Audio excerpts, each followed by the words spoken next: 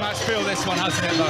Yeah, it really has. You can see Harlequins just standing, almost looking the other way. Saracens coming out. There's red flames going off everywhere. Smoke bombs. You can feel the atmosphere burning. It's absolutely magic out here at the moment. Matt Dawson, does this bring back memories of semi-finals you played in? There wasn't quite the pyrotechnics back 100 years ago, but yeah, the Harlequins players being very relaxed, looking to the crowd, waving at friends and family. Yeah, and quite rightly, just taking the sting out of the pressure. Just while the last sort of couple of minutes settle in before kick-off, it's so important not to be over-emotional in games like this, and Quins know that they've got to be relaxed and be intense at the same time. Well, we're going to have a moment of silence for Tiffany Youngs, the wife of the Leicester captain Tom Youngs, sister-in-law of the England international Ben Youngs, and a moment of applause for Tiffany, who so sadly died this week.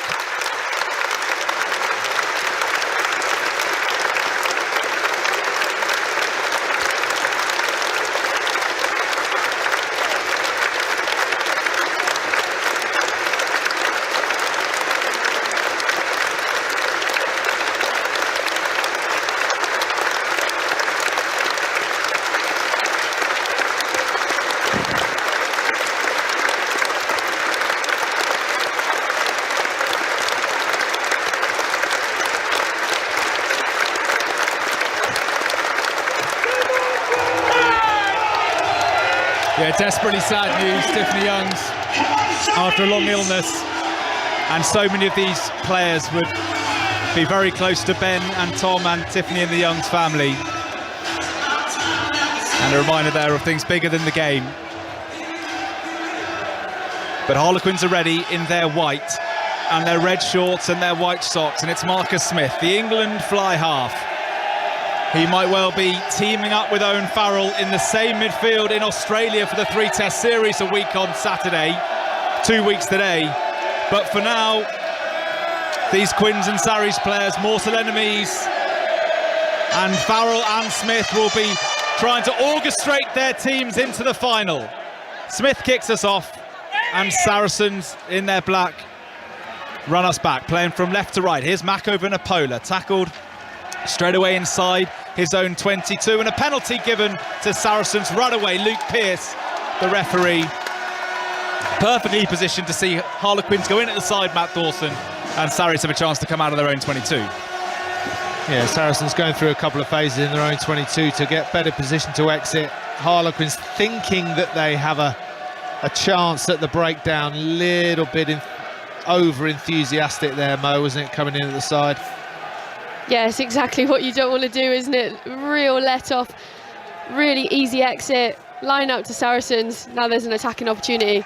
Yeah, just inside their 10-metre area. Itoje wins the line-out. That George and Itoje combination, so slick for Saracens, for England, and for the British and Irish Lions as well. George out the back of his hand, flicks it to Aled Davis, the Welshman, who is under pressure, and his kick goes out on the full to ironic applause from the travelling Quinn support. And an example there of even the best sides just getting their drills wrong at the opening stages of a big semi-final. That's a crazy decision for me. Jamie George just tried to flick it out the back door, didn't have enough on it at all.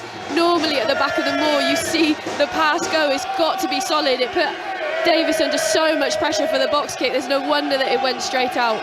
This is the kind of ball that Harlequins love, and they've got a maul going forward. Inside the 22 they go now.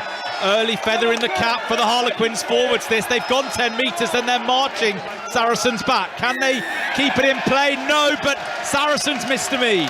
And it's a penalty to Harlequins. And normally I'd ask you, Matt Dawson, 3 points or corner, but I think we know Quinn's going to stick this right in the corner. Yeah, they don't make much of a decision of that anymore, do they? They want it fast, they want it furious. And even the maul there was very dynamic, very athletic. No plodding around. That was fast feet running at a pace. There's no way that Sarries could stop that legitimately, even though they thought they were pushing that into touch. In at the side, penalty Quins. Yeah, jump it into the corner. Danny Care's barking the orders. You can see at the moment as well the tempo that Harlequins are trying to put into the game. As soon as the ball's out, players are already in their setup at the line out. The ball's back in play within a minute. They're really going to try and run the legs off this Saracens team. What an opportunity this is for Harlequins in the opening 2 minutes of this semi-final on 5 Live Sport. They've got a line out 5 metres out. Jack Walker, the hooker, prepares to throw. He's got options in Stefan Levis at the front, the Quins captain, who's playing at number 6 today. This looks another perfectly set Harlequins maul, and the men in white are edging closer. 5 metres out now, Harlequins over on the far corner. They splinter away, but they're up to the line. They're over the line. What a start from the champions. They're in already, and the Quins supporters to our left are on their feet, flying their flags. They've rolled Saracens over and made a dream start to this semi-final. I want Mo to come in here because she was looking for a quiet start, Mo. What happened? I love it. For me, that's all come back to Jamie George just being so relaxed, trying to throw the ball out of a maul, out the back door, putting Davis under pressure.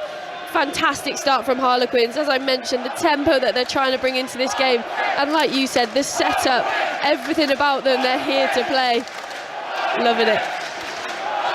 Yeah, they're so precise in their line-out work, Harlequins. They know not necessarily do they have maybe the bulk of a Leicester or a Saracens, but technically they're both those driving mauls were absolutely spot on. I mean, the question now for Harlequins is what sort of mindset they're going to be in. Usually they're 20 points down by now, aren't they? And they're chasing the game in the first 5 minutes. Well, we joked with Max Malins on the bonus pod in the week that it's okay going 10 points up against Quins, but you don't want to go 20 points up. That's when they're really dangerous. But Quins lead, and now Marcus Smith from 5 metres from the right touchline has this one added the 2 on. No, he's missed it, and maybe that wind you were talking about, Natasha Hunt, makes it difficult for visiting kickers. But Harlequins just saying to Sarries, look, when you were in the Premiership knockouts a few years ago, we maybe were a soft touch, not anymore. Quins lead by 5. Yeah, absolutely. It's as the ball goes a little bit higher over the stand, that's when there seems to be difficulty for the kickers. But what a start. Brilliant work from Harlequins.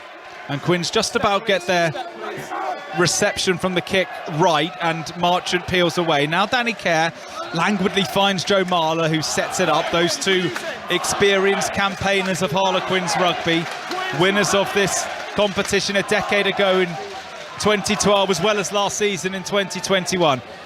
Care's kick is more of a clearance than a box. It finds the composed figure of Alex Good, who belts it downfield. There is the aforementioned Danny Care scampering in the backfield, and he's looking for distance down the middle of the field. Good and Farrell combine, and it's Good who takes it and calls the mark. And an example there, perhaps, Matt Dawson and Natasha Hunt, of how Sarries want to maybe keep this tempo a bit slower than Quins, as Good is kind of half charged down from the kick, and then, well, it's kept in play over on the far side by Hugh Jones and Tyrone Green. So we'll bring in Matt and Natasha in a moment.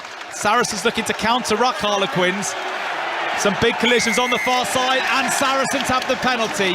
Big input at the ruck from Sarries, and they have the penalty on the far side. Not in Owen Farrell's range, but he'll be able to take it into the 22. Yeah, I've got a feeling that's why you've seen Danny Care smash the ball down rather than going for a box kick, just clearing it down into Saracens 22, get into their territory and say, go on then, play from there, because even though it was a good charge down from the secondary return from Good by Danny Care, it then put Harlequins in a bit of indecision, as if to say, oh, well, shall we run this out? They get turned over, they get caught in their own half, and then before you know it, look, Saracens line out 10 yards from the line. And you saw Ben Earl, the Premiership player of the season, pumping his fist. There's going to be a lot of that kind of body language, especially from Saracens. Great kick, by the way, took play to 10, 12 metres out. Sarries win the line out. Can they do to Quins what Quins just did to them at the rolling maul? This is decent defence from Harlequins, so they've got to peel away Saracens, and they do that through that Premiership player of the season, Ben Earl. But now it's Quins' turn to counter-ruck. Huge effort from the Harlequins forwards, but it's in the hands of Theo McFarland, the Samoan flanker, and then through comes Will Evans, offside, and Itoje's gone quickly. Maro Itoje with a quick tap. They're a metre out now, Sarries. Alan Davis out to Tompkins. Max Malins is hugging this right touchline if Sarries can see him. Out to Farrell. Farrell to Good. Good to Elliot Daly. Good tackle, Hugh Jones.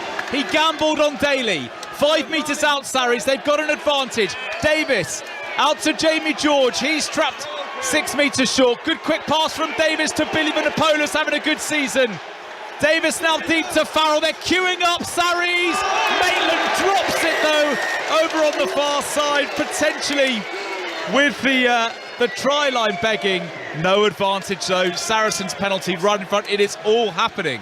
It really is. I'm not sure the missed forward pass was needed from Farrell as he came round the corner. Could have potentially linked up with Good. He's amazing with those 2v1 opportunities. But for me, the intensity of this Saracens breakdown is unbelievable. The speed that they're coming into the clear, the accuracy of who they're taking out is fantastic.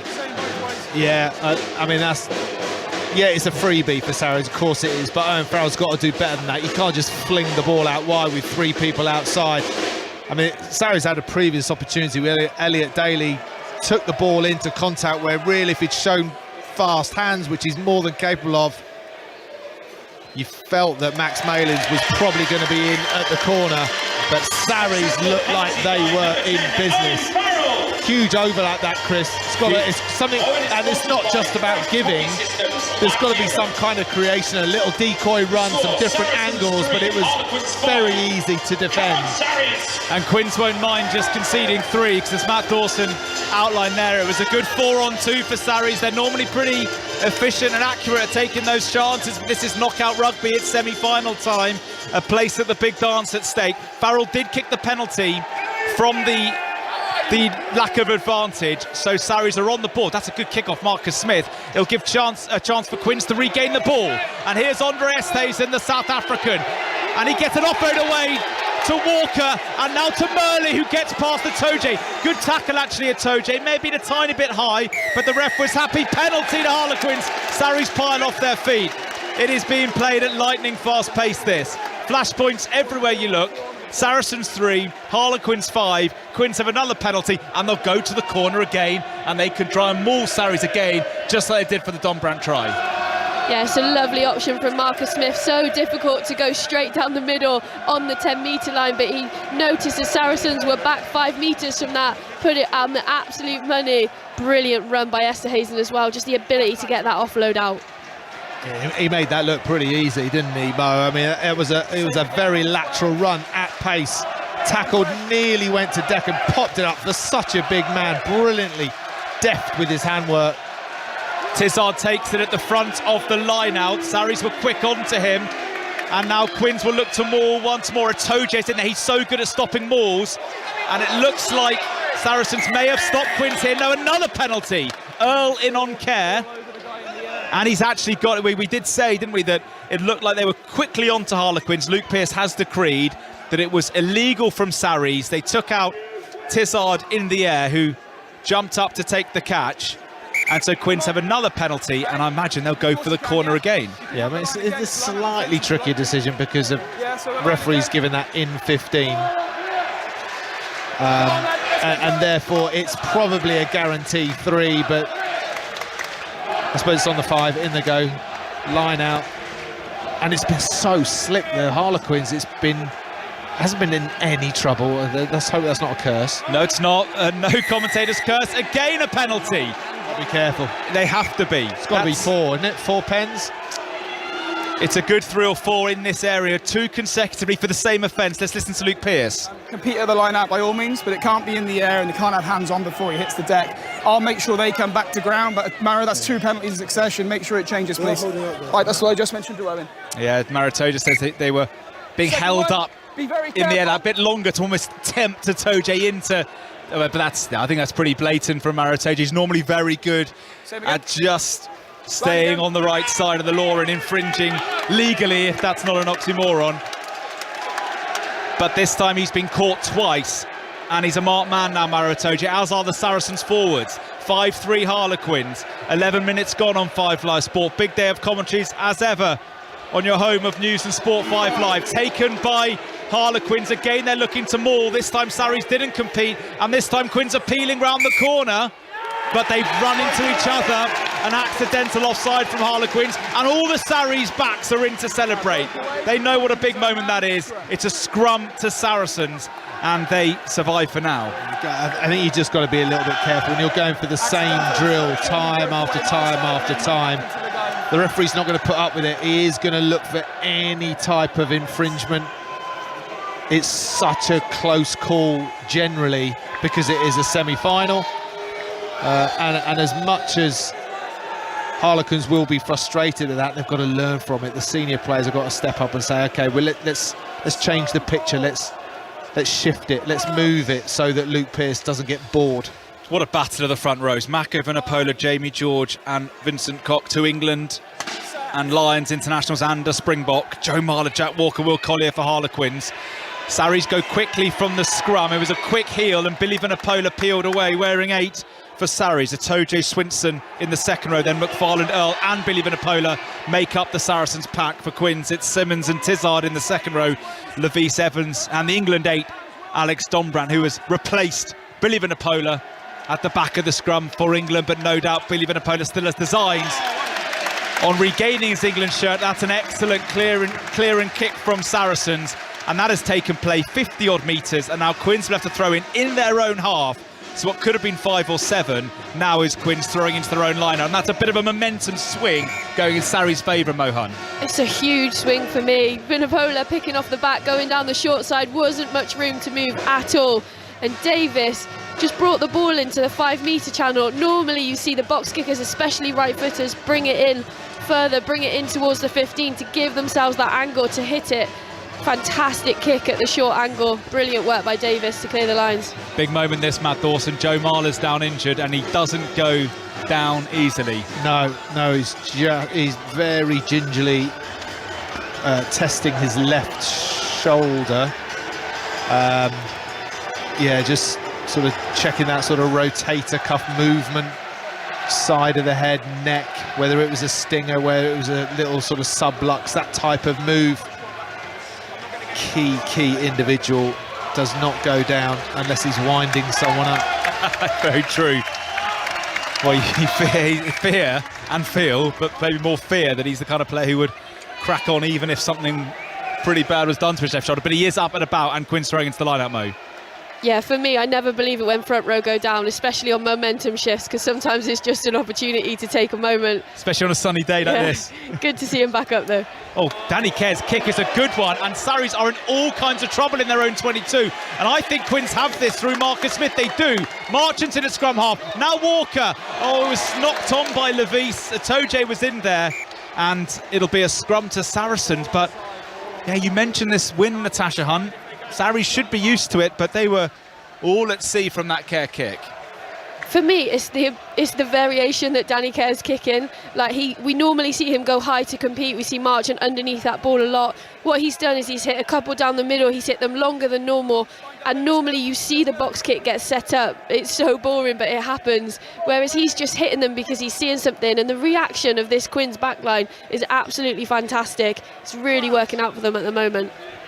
Back underway in the cricket at Trent Bridge, by the way. New Zealand going great guns, aren't they? 425 for 5. Daryl Mitchell, 133 now. Son of John Mitchell, the Wasps coach, former England assistant coach, coaching Japan at the World Cup next year against England. So I imagine he'll be split screening this afternoon. Maybe he's got us in his ears as well as watching his son rack up the runs. But Quins have somehow turned this over, and they're only 7 metres out, Harlequins, and their forwards are really going to work here, Harlequins.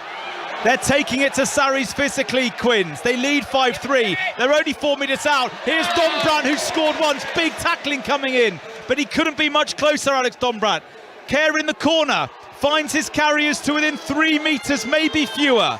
There for Danny Kerr again, the Harlequins talisman. Here's another one of them, and Andre Estesen. Huge defence coming in by Saracens. Both sets of players putting their bodies on the line in defence. Quins still have this slender lead, 5-3. Kerr out to Levis, just to the left of the post. 17 metres in from the left touchline. Here is Marler, who's up and about after that shoulder problem. Slap bang in centre field for Care and Harlequins, going through the phases. Here is Matt Simons wearing number 4, retiring at the end of the season. Can he go out in style? Smith at fly half, lovely wide ball to Estesen. Estesen has bundled past 1, and he's only 3 metres up. That was a physical mismatch. Estesen against Aled Davis. Now Jack Walker. How many phases is this for Harlequins? Must be at least double figures. Care, his forwards again are willing runners. 3 metres out, Harlequins. Can they get a second try in this opening quarter? Hugh Tizard, who's on his way to Saracens at the end of the season, he is just under the crossbar. 5 metres out, Harlequins. Again, it's Jack Walker, the hooker, who's doing the carrying. Can they get some kind of shape to their attack, Harlequins? Therefore, Danny Care, it's come loose, but backwards, and Sarries are onto it, and Makavanapola has got hold of the loose ball, and it looks like all those phases from Harlequins are coming to nothing.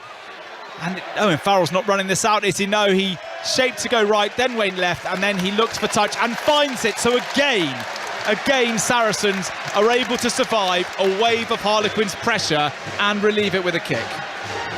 I mean, the defences are so good at this level, of course they are, but you just got to just feel when you're closer to the line like that, maybe not 2-3 yards where we know there's very little time to make those decisions and it is truck it up a little bit, but when they're 5-10 metres away from the line, it's just got to get into that pattern and that fast ball. Easterhazen, he gets the ball, he breaks the line, he creates momentum, fast phase, something's got to happen, and I just feel that it tends to be a bit fast phase, then it gets slowed down into maybe 1 or 2, and then Saracens regrouping and make it very, very difficult to break it down. Yeah, they're so good, aren't they, with their leg drive through the tackle. Is that second person in that's just managing to add intensity to that tackle. It's fair, you'll have the same your way as well. Owen Farrell in collaboration with Luke Pearce, the referee. Alex Zazowski is on the bench for Sarries today, just giving Luke Pearce a pat on the back. Everyone looking to get in the referee's good books. Line out to Harlequins far side, Matt. Yeah, it's all. Don't get me wrong. I like the way Quins are mixing this up. You know, they're picking their moments.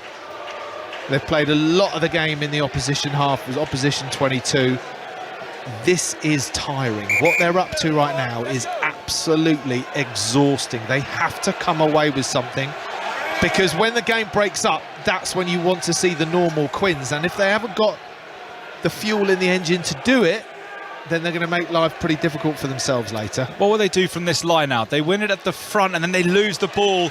It's kind of playing into Saracens' hands a bit if Quins make mistakes, and Earl peels away. Big count, a big clearance coming in from Billy Vanapola. Now here's Theo McFarlane's having a breakthrough season. That ball was lost, but backwards, says the referee. No, now he says it was forward. So both teams are making mistakes, aren't they? Is that semi-final rugby in a nutshell? Yeah, definitely. I think it's all, like I mentioned before, might be a bit cagey. It is a little bit cagey. Harlequins are in the areas, as Matt was saying, they're in the areas. They need to dominate. They need to up that tempo to get on the front foot, to stay on top of Saracens, because as soon as Saracens get one hit or one momentum shift where they knock somebody back behind the gain line, it just invigorates their whole team. You can see the body language change for them. Scrum to Quins in centre field. 2 big Nations League commentaries on the way on 5 Live. Republic of Ireland against Scotland at 5 o'clock. England, Italy at Molyneux at 7:45. Both of them coming on 5 Live Sport. Extensive coverage of Leicester Northampton from 4:30 as well. But for now, it's the Harlequins scrum which is edging forward, and they've got a penalty. Now here's Smith from Care's pass, and Smith has gone past Farrell, and Marcus Smith's away, and he's gone inside to Danny Care, and Care has scored. And that's what Harlequins can do. And it's the little magician Marcus Smith. And he's found his support on the inside, and Quins have their second try. Oh, I mean, that's hot knife in butter right there. From a freebie, it was always going to be a Harlequins penalty from the scrum. Got loads of momentum. But my goodness me, simple 8-9. Giving it to Marcus Smith, who danced off his right foot. And I've got to be honest, Danny Care came on an angle like a missile. And It was. I thought it was the winger coming off the right-hand side, but the acceleration from Danny Kerr to get on that was magnificent. Unbelievable. I'm wondering if that strapping on his left quad is actually making him faster, because I don't think I've seen him move that quickly all season. It was just brilliant from Marcus Smith, though. He goes on the outside, rides the tackle of Owen Farrell, and how often do you see Owen Farrell miss a tackle? Never at all. It's a brilliant bit of play by him, and then just to be able to pick up the inside line. I'm sure Danny Kerr was screaming that for a while to come. Well, he belied everyone in those 35 years, Danny Kerr, didn't he? He scored, and then in front of the Saracens fans, he put a finger to his ear. Well, how well set up is this? And look at Smith, after he gave the pass, he wheeled away in celebration.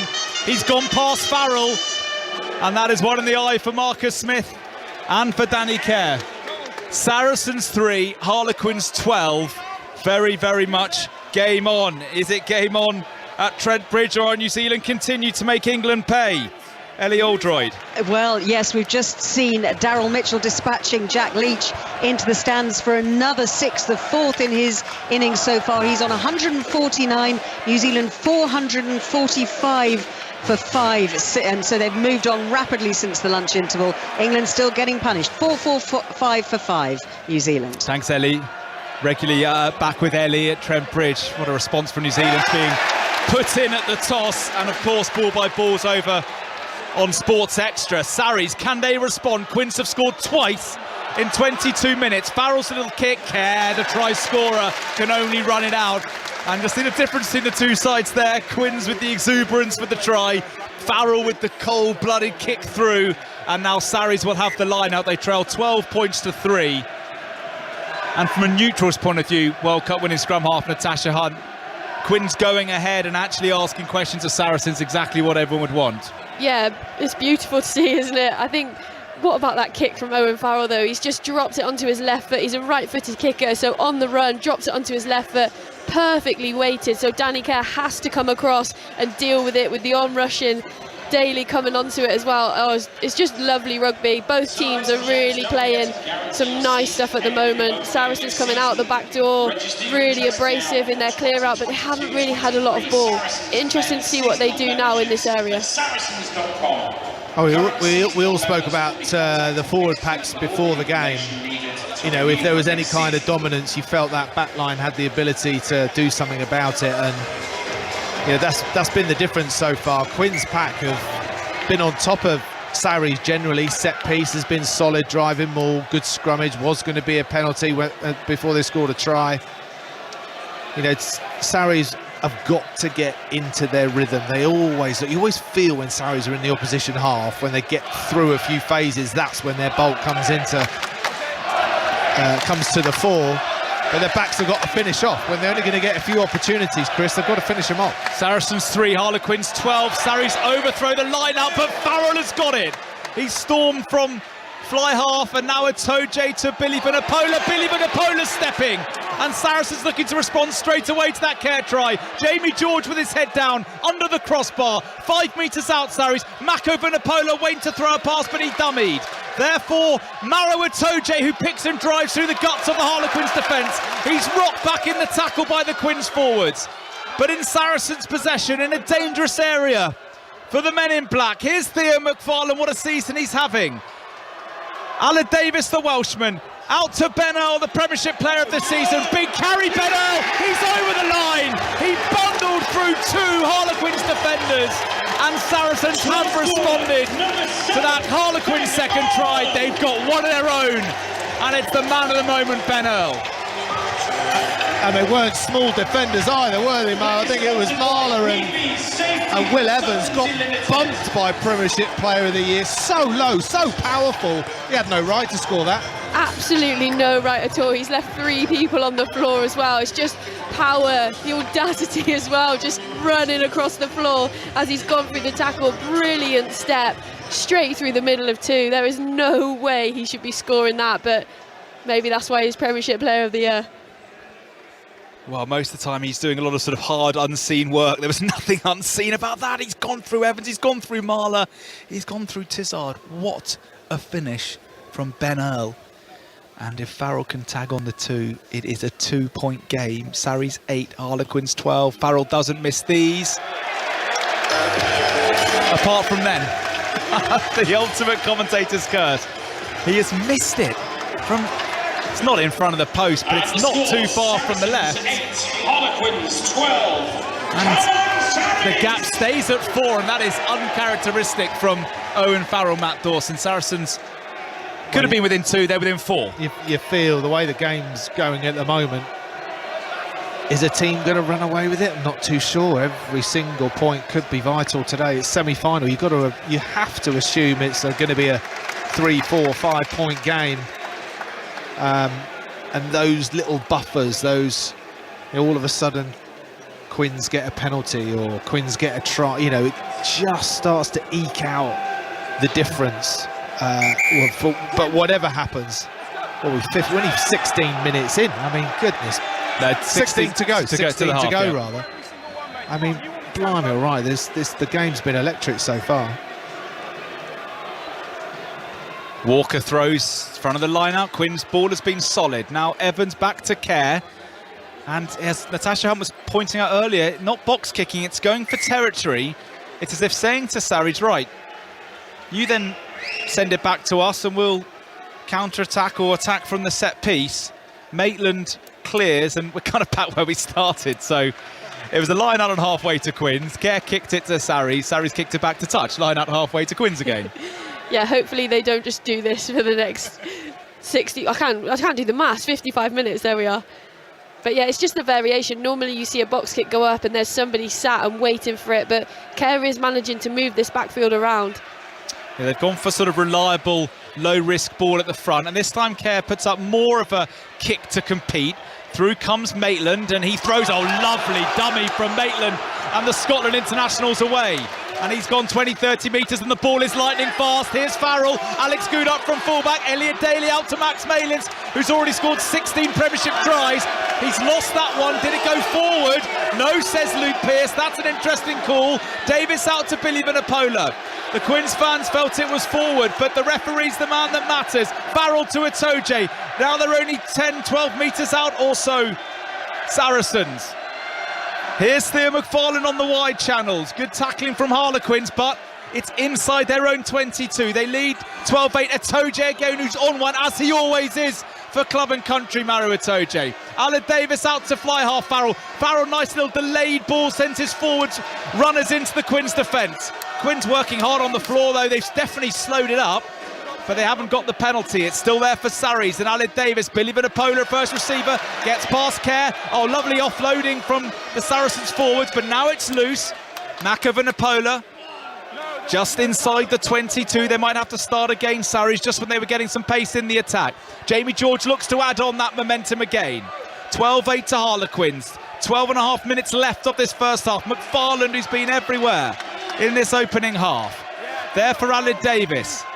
Out to Farrell. Farrell finds another runner to set it up on the 22. Nick Tompkins was in there. Now to the left. Vanapola back to him. Farrell's dropping a goal, Farrell. Has he pushed that to the right? Yes, he has. Interesting tactic from the England skipper. I say England skipper. Man who's captained England at the last World Cup and beyond. We'll see whether he is this summer. But Matt Dawson, knockout rugby, take the 3, but don't often see Farrell going for drop goals. Well, it is very draining, fast and furious. Just having a quick break here. A couple of Quins players going down. Water carries on for both sides. Saracens just starting to lose their shape after multi-phases on the retreat somewhat. Owen Farrell saying, I've had enough of this, let's get 3 points. But I'm looking in the backfield. Owen Farrell, hands on knees. Billy Vanapola, hands on knees. McFarlane, hands on knee. It's draining, and the boys have not played in this temperature. 23-24 degrees, first game like this for probably of the season. Farrell from Smith's dropout, he sends up a spiral bomb, George Ford style. That is impossible to take, and Jones doesn't take it. What's the referee decided here, though? Well, he's going to call a scrum to Quins because a Quins player was down right where the ball landed. But I don't know how you possibly take those spiral bombs when they're swirling around with a bit of wind, the ball spiralling, and Hugh Jones didn't take it, but Quins have got the scrum. Yeah, it was so brilliantly executed, wasn't it? Perfect spiral. Quite often you see them just going slightly offline when they're sent up like that, but absolutely brilliant from Farrell. I think so important that he gets himself back into this game, because Saracens look to him to lead. He's missed a sitter by his standards. He's also just then pushed that drop goal wide. I see why he's done it. I think they were knocking at a door, nothing was coming for them, so rather than waste energy in that area, go for points. Completely understand why he's gone for it, but he needs to just settle now. He looks like his head's dropped slightly, and I've never really seen Farrell look like that. I totally agree, Mo. He looks off. He looks maybe 1 or 2 yards too deep. He's giving himself a little bit of time because Quins are so fast up in defence. Going for the drop goal, spiral bomb. Okay, is that going to win the semi-final? I'm not too sure. I can't see the normal Farrell intensity, the slapping people on the backside, barking orders. Who knows what's going on, but it doesn't quite seem Farrell-like. Harlequins have a 4-point lead as we edge towards half-time. So much to unpick in this 30-odd minutes that have been played here at the Stonex Stadium in North London. 2 Harlequins tries through Dombrandt and Danny Kerr. Ben Earl replying for Saracens. Saracens 8, Harlequins 12, and the Quins player, I think it was Stefan Levis, the captain, who was down injured. He is now up, and Quins have won the free kick from the scrum. Is that a sign maybe, guys, that Sarries know Quins have got a nudge on at a couple of scrums and have gone too early, and it's a good chance for Quins now to clear their lines, Natasha Hunt? It's such a lottery in there, potentially Harlequins stepping back as well. There's so many mind games that happen at every single scrum, but they definitely do have the advantage at the moment. Cleared by Smith, then Alex Good puts up a towering Gary Owen. That's coming back just about on the Saracens side, but Quins are forward so quickly to put pressure on Jamie George. Right, it's there for Sarries on halfway. Aled Davis finds Billy Vanapola, number 9 to number 8. But the defence from both sides ferocious, and Sarries will be forced to kick through Farrell. This one is hooked towards Danny Kerr, who's dropped sensibly into the backfield, and he returns it towards Good. Good now to Farrell. Will Farrell look to counter-attack? No, he's perhaps looking for a 50-22, and that's a beautiful kick from Farrell, but Hugh Jones has done so well to keep it in, because that looked for all the money as if it was going to be a 50-22. Hugh Jones has done so well, and instead of it being a Sarries line-out on the 22, it's a Sarries line-out round about the halfway. Yeah, it's class, that. Real class skills, great hands, looking at your footwork, making sure you're not in touch before just flicking the ball back and backwards, back into field and backwards to play. Harlequins are not interested in any of this box kicking. The one time they have done it, they've lost ground. They want to thump it down there. Earl from the line out. Now Jamie George, good defence. Marcus Smith up on Owen Farrell. He read that play like a book as George put it out the back. They're still for Sarries, but they're not really getting too much momentum on this phase play, and Danny Kerr makes a big hit on Earl, who knocks it on. But offside against Quins. That was a ferocious defensive set from Harlequins, but illegally, said Luke Pearce, they were offside. So Sarries with Farrell penalty will drive it into Quins 22. I think Danny Kerr could potentially be in trouble here as well. The height of that coming through on Ben Earl didn't seem to drop his body height at all, and it looked for me like he took him around the chin. So interesting to see if the referees have a look at that one. Yeah, it was, that initial instinct, that head movement, you thought it was definitely chest onto chin. It was over the ball, it was high. Looks like the officials have just maybe moved on from it, but again, another opportunity for Sarries where ordinarily they've got to score points. Ordinarily they do. And they've taken the line out through a toe, Jay. The maul is splintered, but it was stopped legally by Quins. Smith makes the tackle, then Marchant knocked it on. Quins rushing out so quickly in defence, but they're still for Sarries on the 22. Aled Davis to Owen Farrell, who goes inside, then it's knocked on. So absolutely nothing doing from that Sarries attack, and Quins have hacked it forward. And Matt Simons is herring down on Max Malins. Malins will beat him, but he won't beat Marchant. He offloads to Good, who's looking to get away. and he almost does. Up to halfway goes Alex Good. Quick ball for Alan Davis. Now Farrell, the tackling is huge from Quins, and the ball's been lost, and Marchant might be onto this, and Joe Marchant is onto this, and Joe Marchant's in for the try. Yeah, they'll have a look though. I think they'll have a look, Chris. Owen Farrell got clattered. Ball spilt up, lovely little nudge through. Still needed a bit of finish though, Mo, didn't it? A little scoop up. I literally am speechless. No idea what's happened. I think I was watching all of the Saracens players who had just stood there, hands on head. Owen Farrell's bleeding at his head, so there's definitely been some head-on-head contact there as well. And it's whether a knock-on by Alex Dombrandt there, I think. Yeah, I think Alex Dombrandt's got, well, as Owen Farrell has got smashed and just gone to pop it inside to Swinson, Dombrandt's gone for an interception, and I think he's actually tried to tap it backwards. And certainly his hand movement was beyond the ball to bring it back. Whether the ball actually came back, we're going to have to see whether there is a decent angle. And they're also checking a try because it's a clear knock on. A clear knock on, so no try. Yeah, never quite looked right, did it? Even though Marchant finished it expertly. Dombrandt knocked it on. They're also checking this tackle on Farrell. And you know, Matt and Mo, you pointed out how Danny Kerr was playing with fire. Quins are defending so well, but they are coming up high. And we could see a card here if that's head on head. Is that Jack Walker on Farrell? Is it? Yeah. Here we go. It's the hooker Jack Walker on Owen Farrell. Oh, he's in trouble in it, head to head. Hit by Farrell because obviously he knocks. Is it Dombrandt on the floor? Let's listen in to Luke Pearce. A great level of danger. Sorry, number 2 Walker. Not seeing a great level of danger. I'm not seeing clear head contact at the moment, 10. But obviously we got the cut on the back of his ear. So unless you can see clear head contact, mate, I'm not seeing foul play. Okay, Luke, let me give you a clue. Jack Walker's just walked off with a blooded nose and has split his nose, and Owen Farrell has split his head. All right, let's do some maths here. If he's not seeing clear head contact there, I don't know how.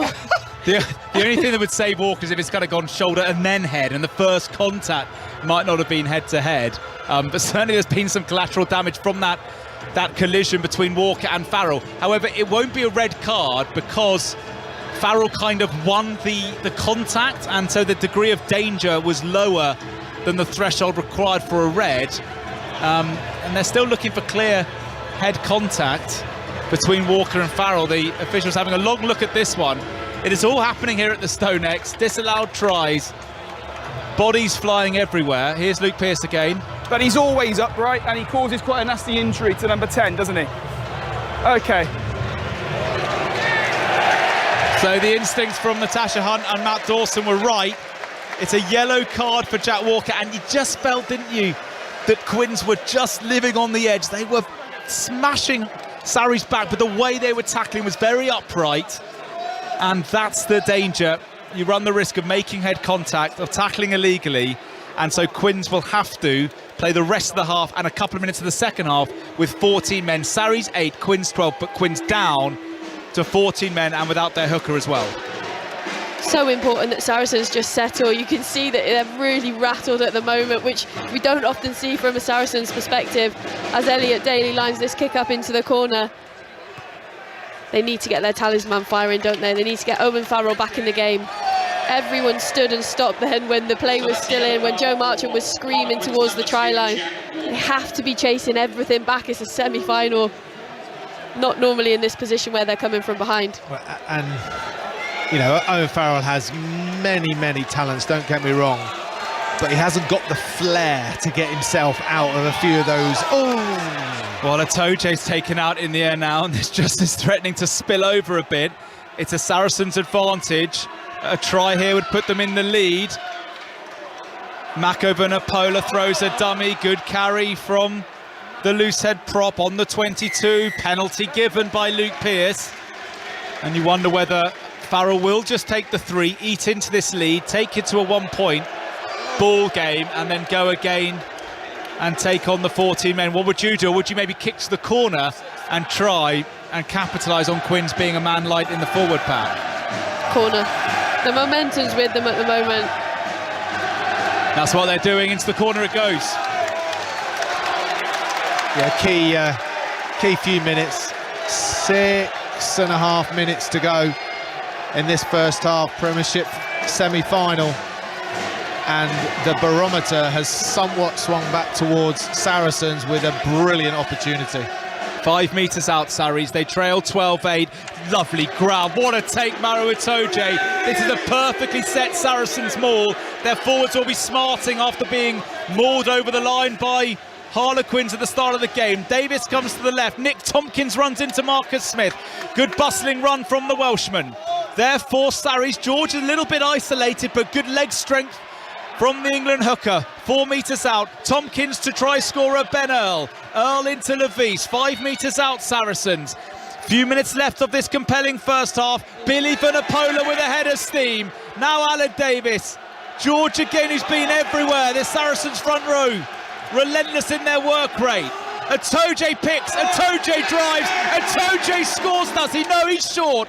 It's back for Davis. They are queuing up on the right. It's an open goal for Saris, but Farrell threw a dummy and he got it away to Tompkins, and Tompkins is under the post, and Saris lead the semi-final. Well, they made a bit of a meal of it, let's be honest, but thoroughly deserved that score. Phase after phase, Harlequins up against it on the ropes. They are being clattered, head blows to head blows. Don't know where to defend. There were so many options for Saracens to score there, and it was only a matter of time. My goodness me, this is going to be a long five minutes for Harlequins, Mo. I'm fascinated by this Smith-Farrell battle, because for all money, Owen Farrell every other time throws that out wide to the 3-on-1 overlap. He's tried to stand him up, take him on. What a lovely offload out the back door as well. And for me, what I'd really like to see right now is possession stats, because Saracens have had such little ball, yet they're leading. Harlequins have had all of the ascendancy. They played all the rugby in the right place. But every time Saracens come down into the Harlequins 22, they just find a way. And great spot with this Farrell-Smith battle, because it was Smith who earlier in the game brushed past Farrell to set up Kerr's try, and now Farrell maybe should have gone wide, but he shrugged off Smith's tackle to give the scoring pass to Tompkins. Which 10 is going to prevail at the moment? Saracens have a 3-point lead. Saracens 15, Harlequins 12. And if you're Quins, Matt Dawson, do you just want to get inside the shed, given they're down to 14, and Saracens are looking to make them pay? They're running it from their own 22, but that's been knocked on by Saris, so it will be a Quins scrum. And look at the numbers on the backs of the Quins players that are walking. 1, 5, 3, 4. You feel the heat, the man down is just taking its toll a bit on this Harlequins forward pack. You want to get into half-time. Well, there's a couple of things. All of a sudden, the last couple of minutes, there's a bit of a spring in the step of Owen Farrell. He seems to be rallying his troops a little bit now that he knows that momentum's with him.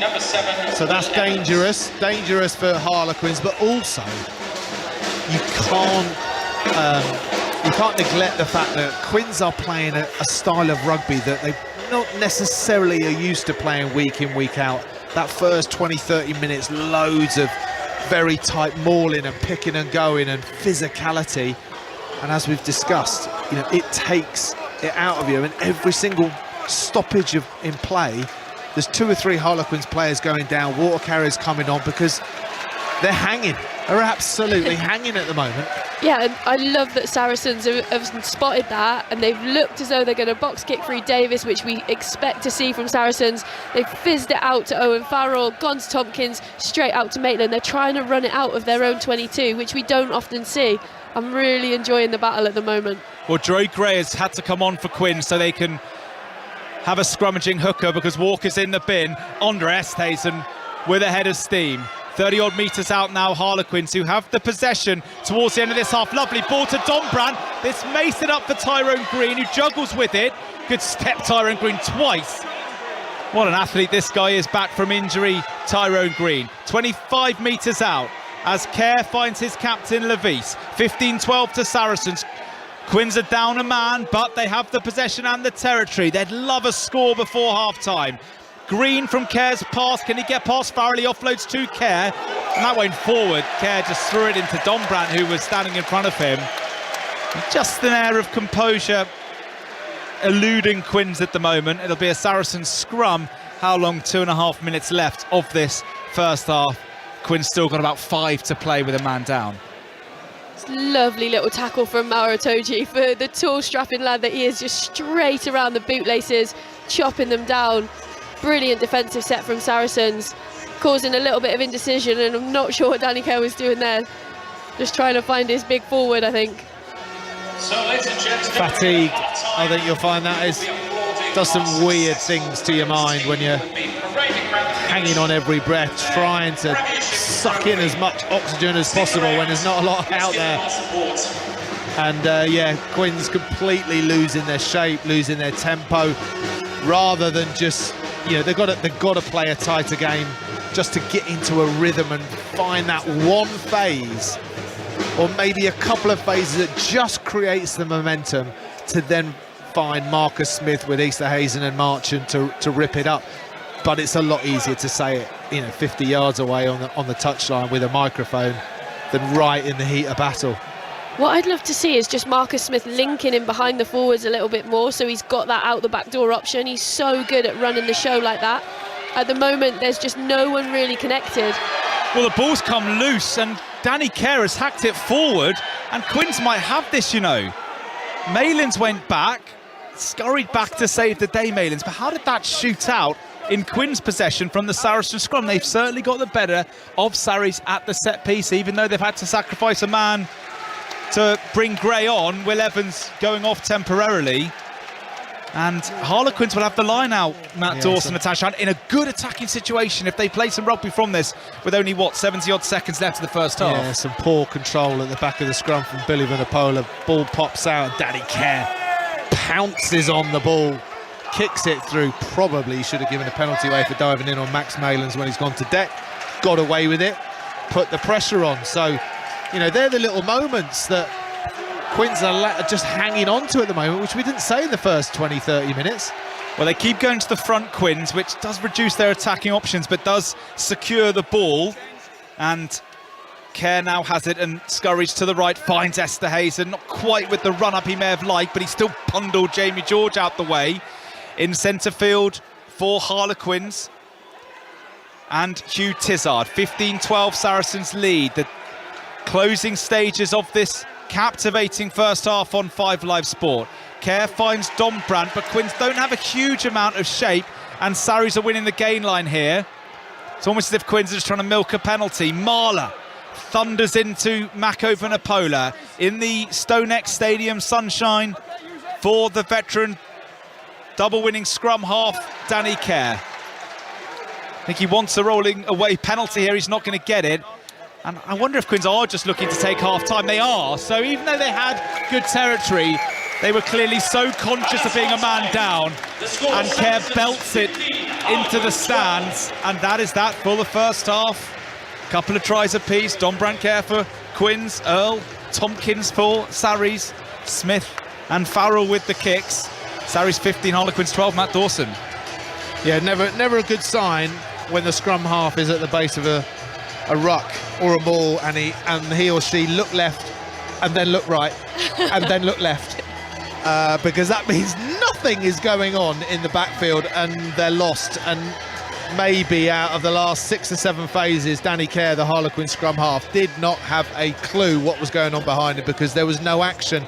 And that pretty much sums up where Quins were in that last, well, I guess since the yellow card, lost the direction, lost a little bit of impetus, and Sarries have capitalised. Yeah, it's kind of been the story of the half for me. They're quite one-out runnery. They've got somebody coming hard from the outside. There's someone sat waiting for the ball off the 9, but so they do have 2 options, but there's nothing out the back door. There's no connection, so there's no deception. Saracens have read that really well. Their defence has been super strong, so they're managing to double hit. So definitely for me, Saracens have the momentum at the moment going into the half. In the balance, Sonia, as we thought it might be. 15-12, Saracens lead. They do. You know, sometimes these big games fail to live up to the hype, but Matt Dawson, how good was that first 40? Yeah, it was a decent, I'd say it was probably a decent 20-25 minutes that to really kick off this weekend of Premiership semi-finals. And the team both teams started to tire a little bit. But then that key moment came with a yellow card because Quins fancied their chances from everywhere and then actually looked really quite disorganised going down to 40 men, and you could sense like a, you know, like, I don't know, like a sort of snake in the undergrowth, just ready to pounce, that Saracens are thinking, oh, there's a weakness. Oh, you're slightly out of kilter now, we're going to come for you. And they've got too much experience, Sonia. They're, you know, led by Owen Farrell, who, as Mo and I were talking about, has been a little bit quiet, but then all of a sudden thought, oh, this could be our moment, you know. And yeah, that for me is a real worry for Harlequins. If Saracens are in that mood and ready to pounce, they're going to be a very difficult side to catch. Yeah, Mo, you said you wanted to see the possession stats. 55% to Saris, 45 to Harlequins. Territories hugely in favour of Saracens. This is an interesting one. Harlequins have had to make 73 tackles to Saris' 58. They can't keep that up, can they, for the second 40 without the dam bursting? Do you know what? That's so interesting, because I would have said it was the other way round. Like, sat here watching it now, that's why I wanted to see it. So no, that is very interesting to see. But for me, they can't sustain that level. Obviously, there was a lot of chat as well about Saracens resting players going into this. Harlequins playing their big guns last weekend. There was only a couple changes to the team, so it's how that has an impact as well. And as we've mentioned, the Harlequins players are the ones that are down at the minute. They're taking their breaks whenever they can. They're on all fours, taking those breathers. So it's relentless out there, and obviously those tackle stats are just backing up that. Yeah, it's going to be really, really intriguing second 40, and we will be back for full commentary from Chris, Matt and Mo after the news here on 5 Live with Matthew Bone. Listen on BBC Sounds. This is BBC Radio 5 Live. Clarence House has insisted that Prince Charles remains politically neutral despite reports that he privately criticised the government's policy on sending asylum seekers to Rwanda. According to The Times, the Prince of Wales described the plan as appalling. The first deportation flight is due to take off on Tuesday, but campaigners plan to appeal a High Court ruling in an attempt to block it. The Conservative MP for Dover, Natalie Elphick, has been defending the policy. He's entitled to his view, as is anyone else. But the number of the views that have been made about Rwanda seem to be on the basis of a lack of information about what this programme and what migrants' experience has been like in Rwanda. Under this Rwandan agreement, people would be provided with housing, with support, with opportunities. The number of fuel thefts from forecourts in England and Wales has risen by 39% since January. It comes as the cost of petrol and diesel has soared to record levels. Brazilian police searching for a British journalist, Dom Phillips, and his colleague Bruno Pereira say they've found possible human remains. The men, who are believed to have received death threats, disappeared last Sunday while travelling through the Amazon. Our South America correspondent Katie Watson is there. They found the organic material in a river near the town of Atalaia do Norte, which is not far from where I am now. And that is in addition to some blood traces they found on a boat belonging to a fisherman. He has been arrested, and the traces are also being tested. Flights at East Midlands Airport have again been disrupted after drones were spotted nearby. 8 services were diverted on Friday evening and the runway was closed. The airport, Leicestershire Police and the organisers of the nearby Download Festival all say they're closely monitoring the situation. And a pub part owned by the English cricketer Stuart Broad has been badly damaged after a fire in the early hours of this morning. The roof and first floor of the Tap and Run in Nottinghamshire have been destroyed, but nobody was hurt in the fire. Tonight, Sorted. Don't you think it's weird they're married? You have a crush on her. Obviously, I have a crush on her. All new on BBC iPlayer. The problem's that I'm in love with you and you obviously don't feel the same. Watch Conversations with Friends on BBC iPlayer. This is 5 Live Sport with Sonia McLaughlin. And we'll be back for second half at the Stonex. Saracens edging it at half-time against Harlequins, 15 points to 12. We're going to go and get the latest from Trent Bridge. It's day 2 of the second test between England and New Zealand.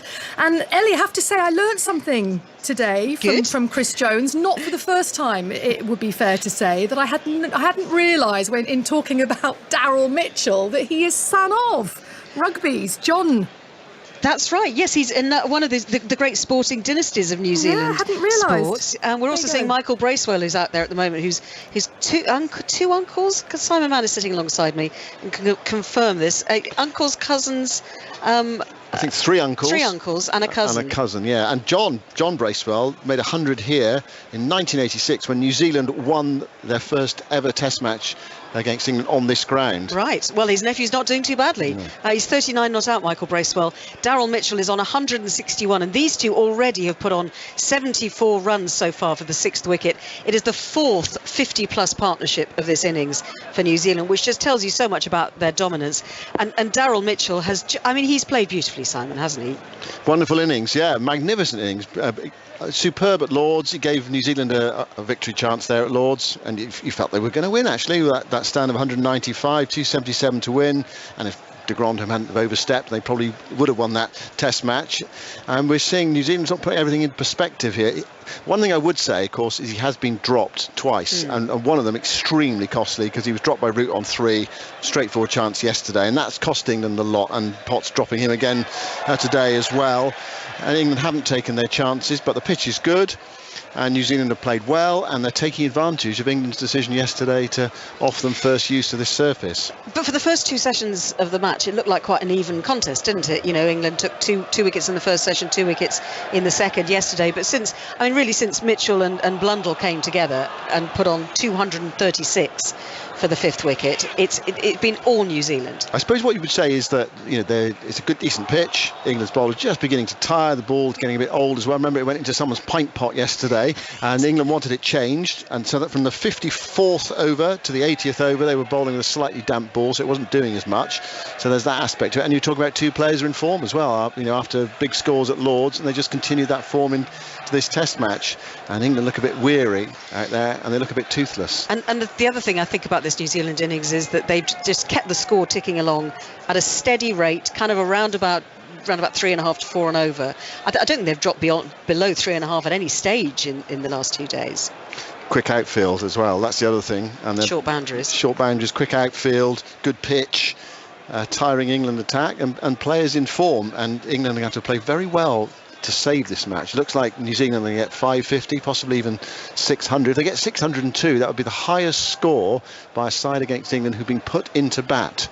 1989 at Headingley, Australia got 600, and they got 600 in Brisbane as well in 54.5. And the fact that John Lewis said it was the right call to bowl first. Very, very brief thought on that. Well, hindsight's a great thing, isn't it? Both sides would have batted.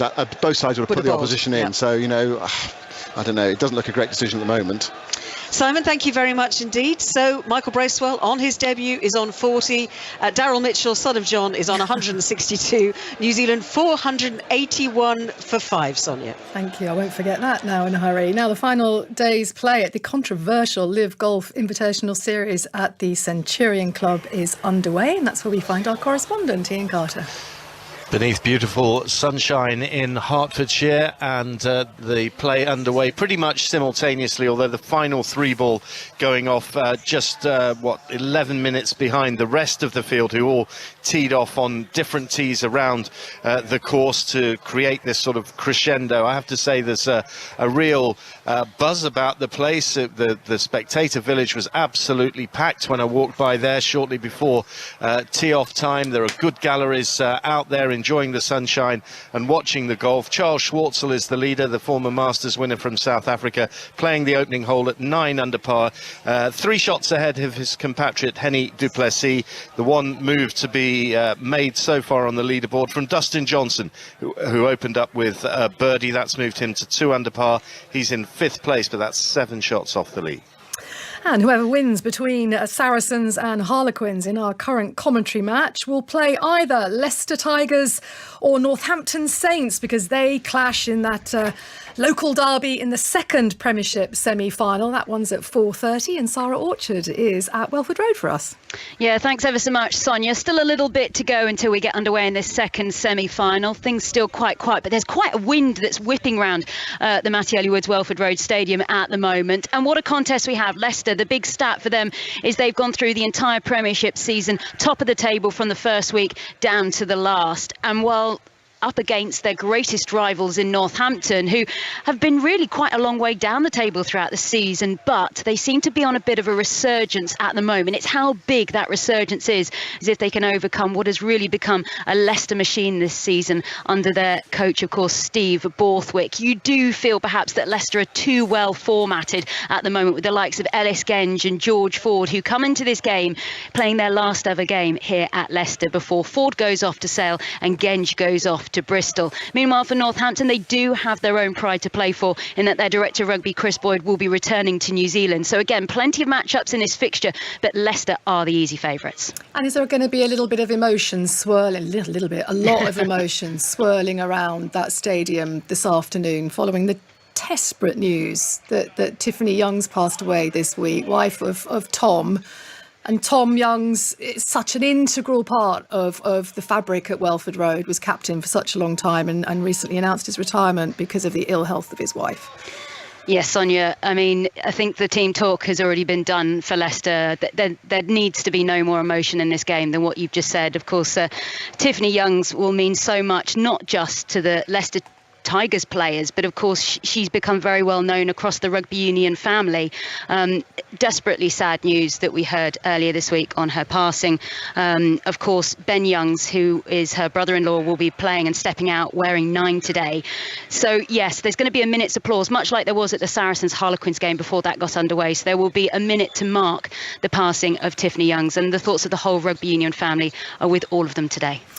Yeah, and just one thing, you've talked about Leicester inevitably being the favourites. I don't know, I've just got a little feeling about Northampton Saints. They're playing such good rugby. They've been on an absolute roll of late. I think just one defeat in, 1, 2, 3, 4, 5, 6, 7 games. And they've scored more tries than anybody in the Premiership so far this season. You can make an argument for them winning this, can't you?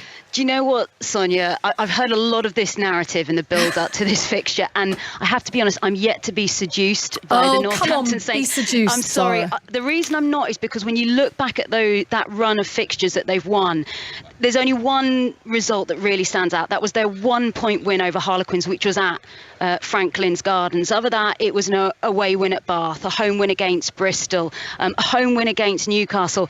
These are not teams that are contesting at the top of the table. Now, that's not to say I don't think Northampton are a fantastic team. They have a wonderful brand of rugby, and I think this is a team certainly on the rise. You definitely put your chips on them being in the top 4 again next season, but you do just feel that this game, this semi-final, is perhaps a season too early for them. You're probably right. Thank you very much. That's Sarah Orchard, who's at Welford Road for us. She'll be alongside Paul Grayson. That's a 4:30 kickoff in that second Premiership semi-final.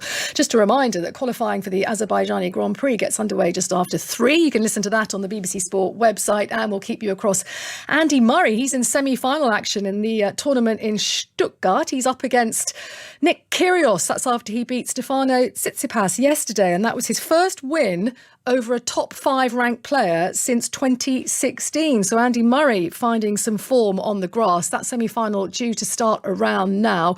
Remember, in the Nations League football, we've got Ireland, Scotland at 5, England, Italy at 7:45. And I have to say also, the covers are on at Trent Bridge. A few spots of rain falling there, with New Zealand on 481 for 5 coverage over on Test Match Special. That noise tells you we're going to go back to the StoneX Stadium. I can see a shot of Mark McCall, the Saracens director of rugby, looking calm, composed. He rarely gives emotion away.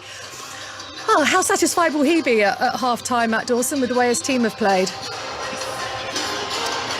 I don't think he ever shows too much satisfaction, does he, Mark McCall, even when he's lifting trophies. But I think he'll have a lot to say about the composure of Saracens towards the end of that second half, and will want more of that very oppressive defence. And will know that he can wear Quins down. Yeah, it's a patched up Owen Farrell. He's got the Vaseline on that cut on the back of his head. He's going to get this second half underway. Chris Jones.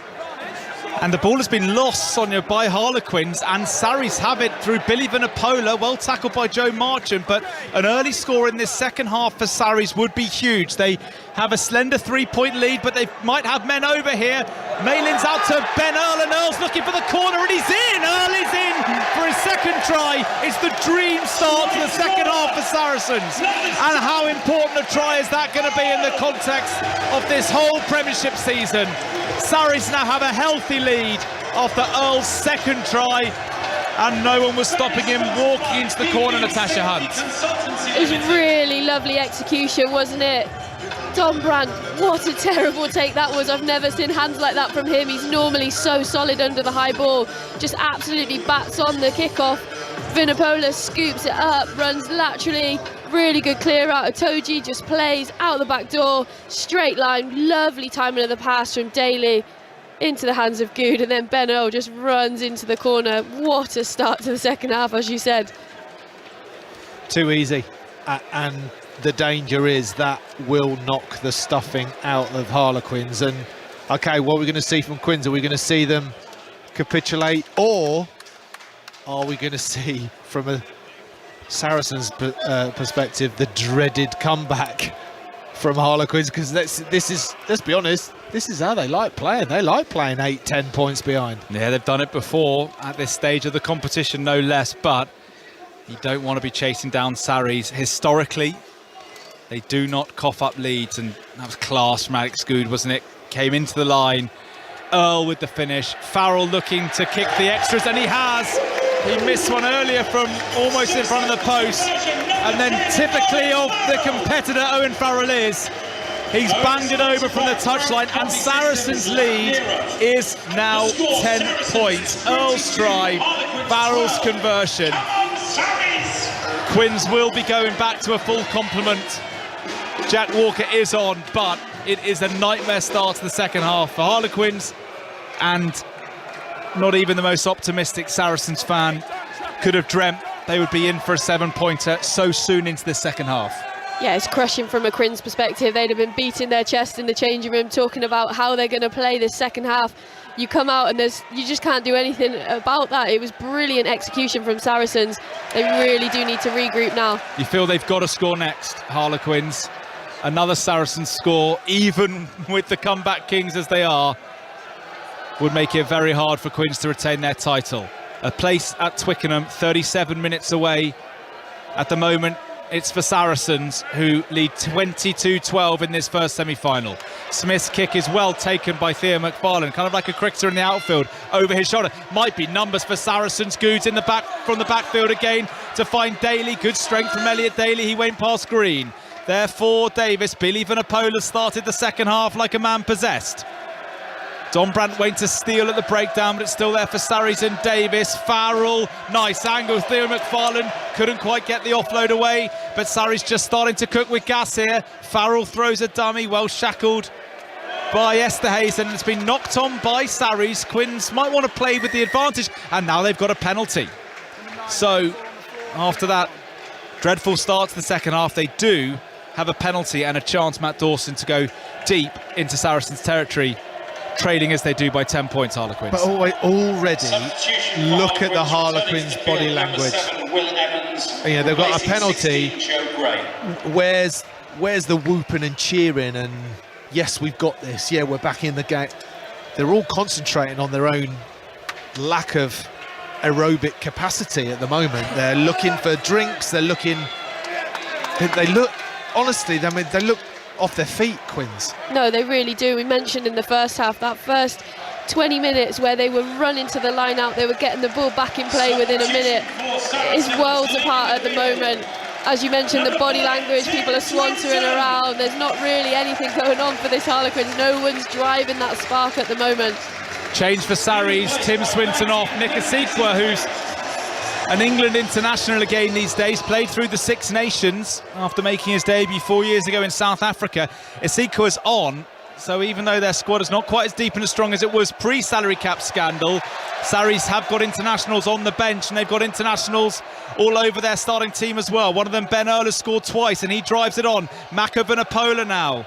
Saracens have started this second half brilliantly, and they managed to spoil Quins' line out, and as Matt Dawson and Natasha Hunt were saying, Quins just don't have the same body language they had in the first half hour of this semi-final. Back to Farrell, who bangs it up into the now cloudy North London sky. Hugh Jones under it, well taken by the Scot.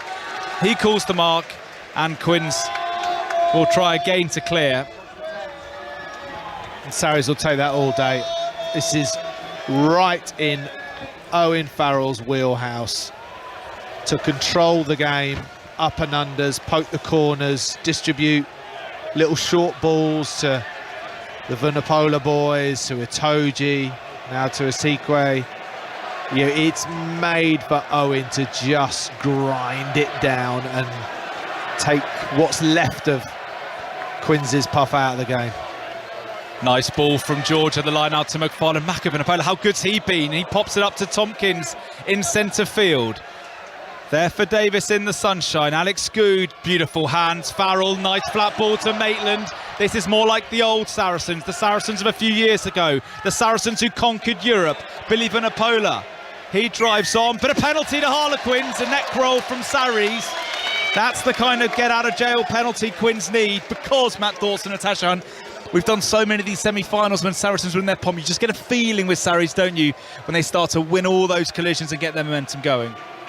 Easy yardage, Mo, isn't it, for Sarries at the moment? Every phase they'll take 2, 3, 5 yards. No, they really will, and it's the variation. They're going one short runner, one out the back. They've got lovely hands. Good's first receiver, they're skipping it past.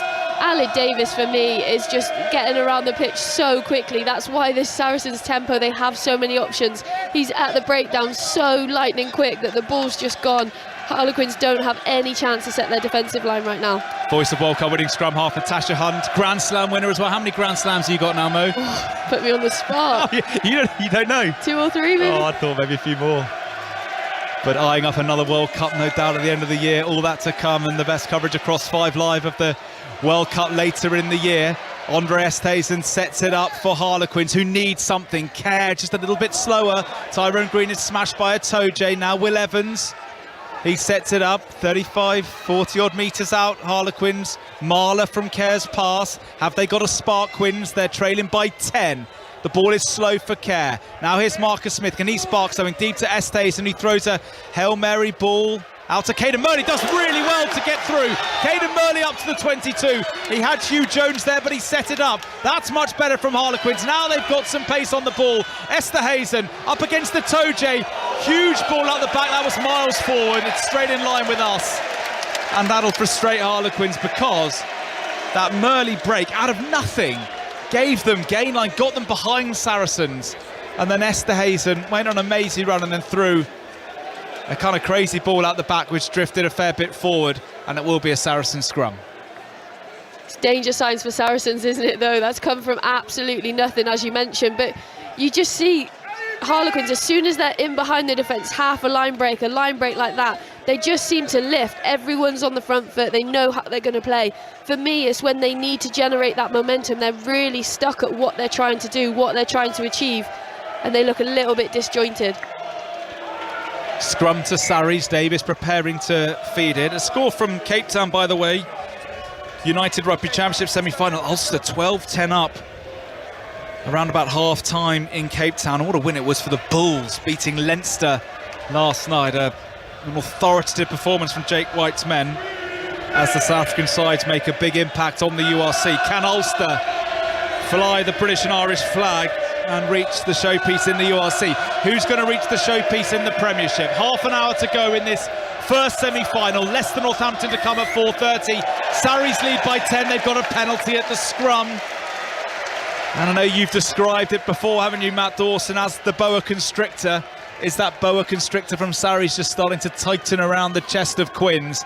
They win the scrum penalty. Farrell will lamp it gleefully into Quinns territory, 22-12 to the men in black. Yeah, Sarries, they don't give you any opportunities really, do they? They do have a grip and an amazing ability to really sort of throttle the opposition. And if they do give you that opportunity, you've got to take it. And like you saw there from that Murley break, that might be one of 2 or 3 opportunities. They have to take them if they want a chance in this game. Well, uncharacteristically, Saracens then get their set piece wrong, and it's been knocked on by Sarries, so Quinns have the scrum. Do you feel, Natasha Hunt, that the next score is going to completely define whether Quinns are getting back into this or whether Sarries is going to steamroll their way into the final? Honestly, no, because I don't think that Harlequins are going to stop throwing the ball around even if Saracens score next. It does feel like it's starting to heat up in here though, doesn't it? My concern with that philosophy, which has served them so brilliantly well over the last 18 months, they just haven't got it in the tank to swarm through the opposition like they normally do, and I can't quite work out why. Mo, you made a really good point at half-time about the fact that they played last week opposed to Saracens not fielding that full-strength side and then coming into a nice hot day in North London. There's no fizz around this Quins side, which you can sense when you've watched them throughout the season and they've come on those comebacks. The scrum was a good contest, so Kerr had to flip it out quickly to Esterhuizen, who always makes a little bit of ground, but he didn't quite have that big run-up he often likes, so he can bowl over a few defenders in his way. Kerr kicks. The wind has picked up in here. It's still a lovely day, but it's a bit cloudier, and the flags of both ends of the pitch are flying with a bit more vigour than they were at the start of the game. Farrell goes inside to Maitland. 45 metres out or so, Sarries, who lead by 10. Alex Good's having a tidy game as ever. He sets it up. Davis now. Always got big options in the ball carriers like Billy Vanapola. Now here's Farrell, close to the gain line. Vincent Cox almost through. Now he is through, Vincent Cox. He goes inside to Alan Davis, and is that the try that sends Saracens back to Twickenham? Alan Davis, the scrum half, is in. It was made by the brilliant Springbok prop Vincent Cox, and Quins are up against it here. Saracens have a big lead in the semi-final.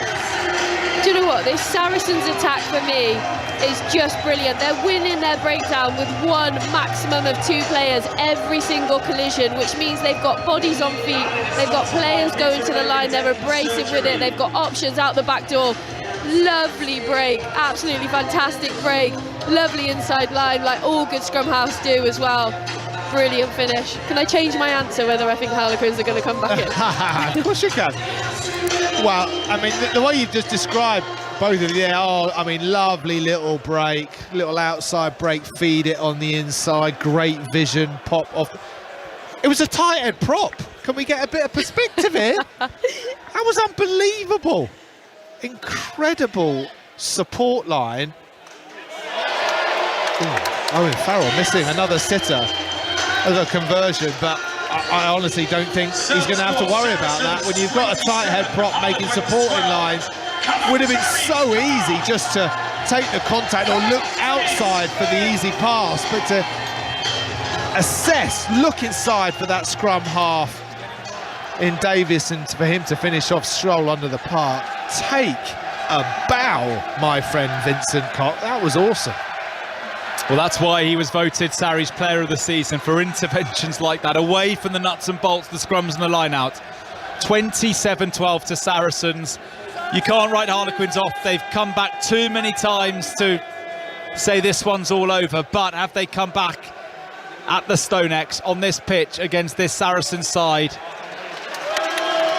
Well, they've got a little bit of an opening now because Sarries have kicked it out on the full, but everything now for Quins has to go right, doesn't it, Matt Dawson? They need to get their body language right, their energy levels. Vincent Cox leaving, isn't he? To Wasps. Yeah, the Wasps. Yeah. What a signing that is. Yeah, I mean, this is a great opportunity for Quins. I can't remember them being anywhere near the Saracens line in this second half. This is an opportunity they need to take. They've got to score. Well, they called it to the front again, and now Kerr finds Esterhuizen, who is tackled well around the ankles by Ben Earl. Really good tackle by the double try scorer. Caden Murley's got into play at dummy half, rugby league style. He makes some ground. Now Matt Simon's over on the far side for Harlequins. 25 metres out, the defending champions, whose grip on their Premiership trophy is slipping. They trail by 15 points. And if they're going to do the miracle comeback, it's got to start soon. Kerr now to the left. Now Marcus Smith. Can he spark something? He throws a dummy, but he is rocked back in the tackle.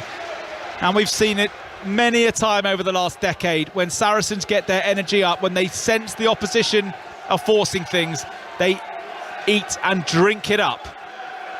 Danny Kerr finds Caden Murley, who's bored of standing on the wing and wants to try and make something happen himself. Esther Hayes, the first receiver. Smith, that one's loose, almost set Harlequins free through Luke Northmore, but look at this defence from Sarries. Now they're counter-rucking, and it might be the Sarries have it. No, it's still there for Quins, but just those little hands, they couldn't quite link. It's been turned over by Saracens, everything going Saracens' way. Wild ball from Davis. Oh, that was brilliant from Alex Good.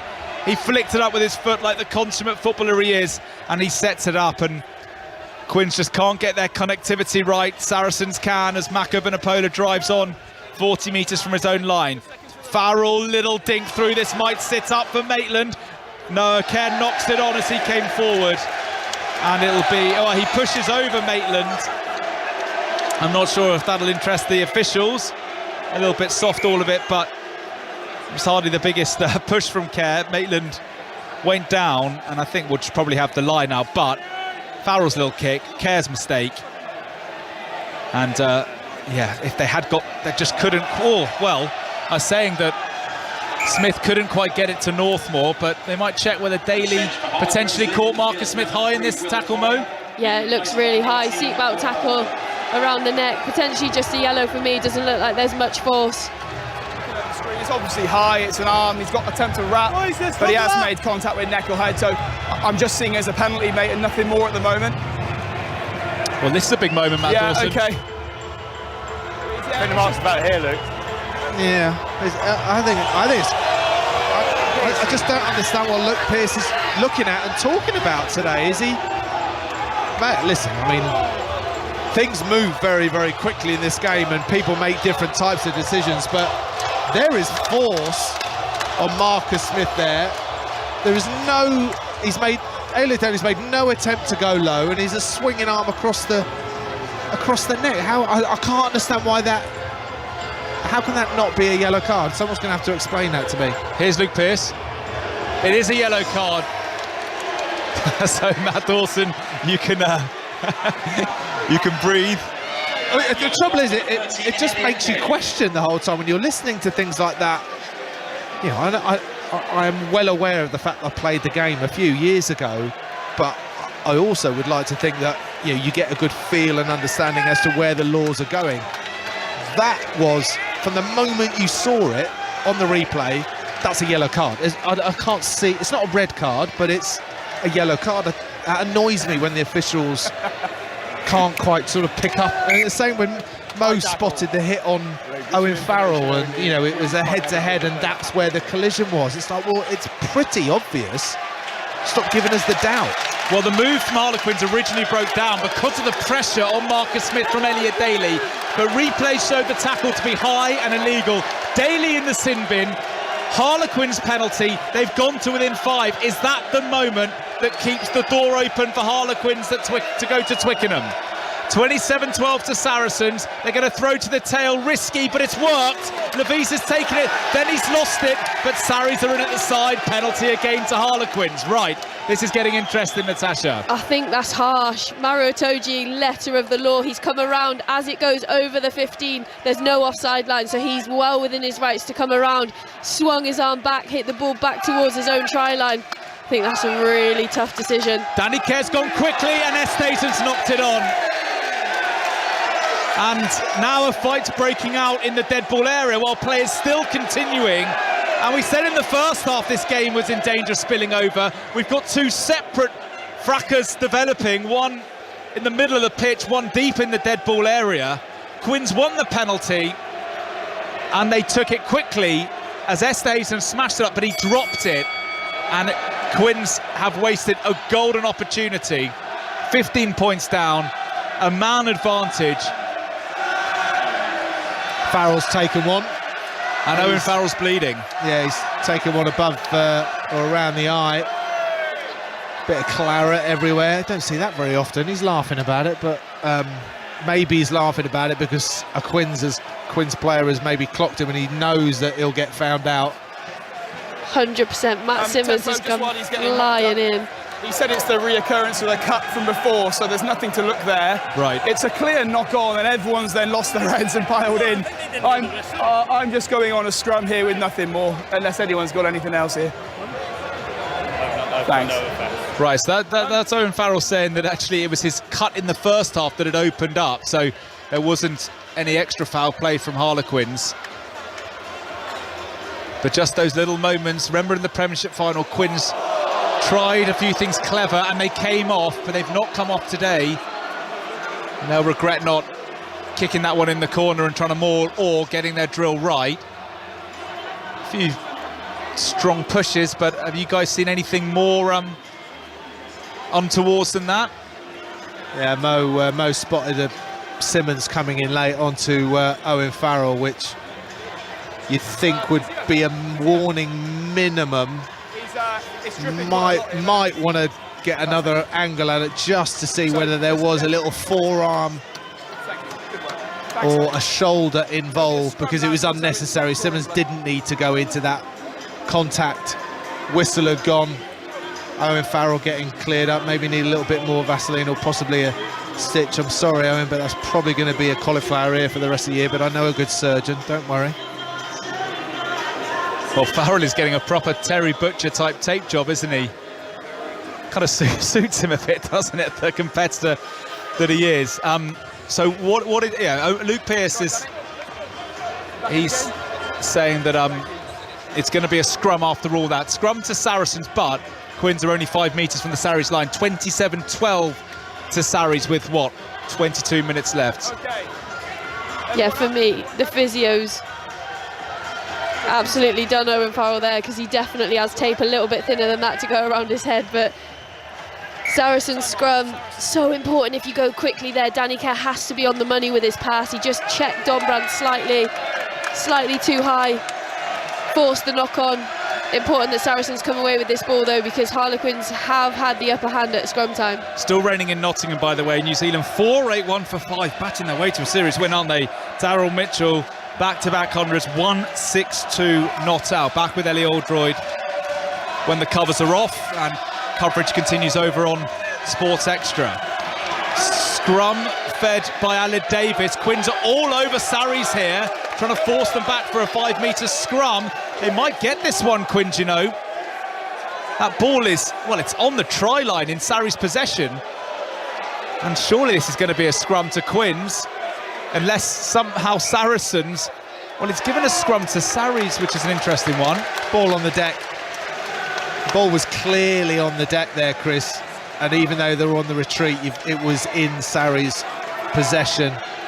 You've got to give that scrum to Saracens. You have to. You can't give that to Harlequins. You'd be absolutely livid if you lost possession there and the ball was on the deck. Great ferreting around at the base of the scrum from Danny Kerr to get in amongst it with Billy Vunipola. Nearly caused a bit of an upset. Sarries got themselves out of a hole. He's been a menace there, hasn't he? 2 turnovers at the back of scrum, all over Billy Vunipola there. 20 more minutes left of this semi-final. Saracens 27, Harlequins 12. It was 15-12 at half-time, but Sarries have dominated this second half, and they've scored 2 tries through Earl and Davis. Billy Vunipola from a retreating scrum. Big carry, Billy Vunipola. That's a big intervention from the England number 8, out of favour with Eddie Jones at the moment. He'll be back in favour if his form continues, no doubt. And now Nick Tompkins has gone in to play at scrum half. Sarries a man down with no Elliot Daly, so they'll probably keep this quite tight. And now Aled Davis is back on his feet, so Nick Tompkins' fill-in work at scrum half can come to an end. Billy Vunipola again. Quins haven't had much change at the breakdown. They're trying again to turn that one over, but it's still in Sarries' possession. And Sarries just eating down the sin bin clock now, even though they're deep inside their own 22. It's clever tactics from the 5 times Premiership winners, who have a healthy foothold in this game. They're 20 minutes away from a return to Twickenham, which would mean so much after the salary cap storm. Clearance kick from Aled Davis. We haven't seen much of this guy, Tyrone Green, and he's off on a run. And he's tackled a little bit high maybe by Farrell. They might have a look at that one again, the officials. Matt Dawson to my right, animated, but it's still in Harlequins' possession. It has been a fiery occasion as we expected. Marler from Kerr's pass. Harlequins inside Saracens half. Marcus Smith on his own, gets a goose step in, and a nice ball to Levis. Great ball inside to Kerr. Kerr comes storming out of nowhere to go up to the 22. That's better from Quins. Smith into play at scrum half. Now the big Springbok on Resthazen. What a collision was that with Billy Vunipola. Goodness me, it's ferocious out there. Quins to within 15 metres. Tizard, they might have numbers to the right, Harlequins, if they can use it. Remember, Sarries are a man down. Esterhazen out the back to Smith. Tyrone Green. Big contact coming in from Sean Maitland. There for Quins, 20 metres out.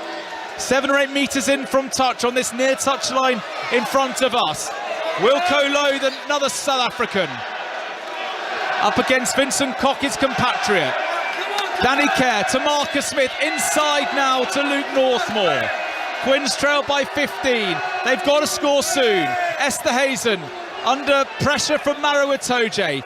There for Kerr. To the lefty comes to Simmons. Out the back to Smith. Smith's ball, does that go forward? Over to the far side and Levis, but Sarri's defence is holding firm despite being a man down.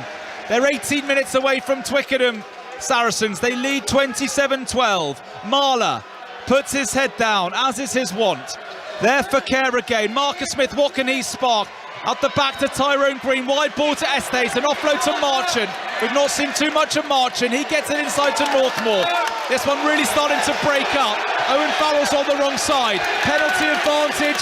And now the penalty to Quins. Breathless stuff. And you do wonder, as Billy Vunipola takes a knee, whether Sarries will be happy defending their way all the way to southwest London and Twickenham.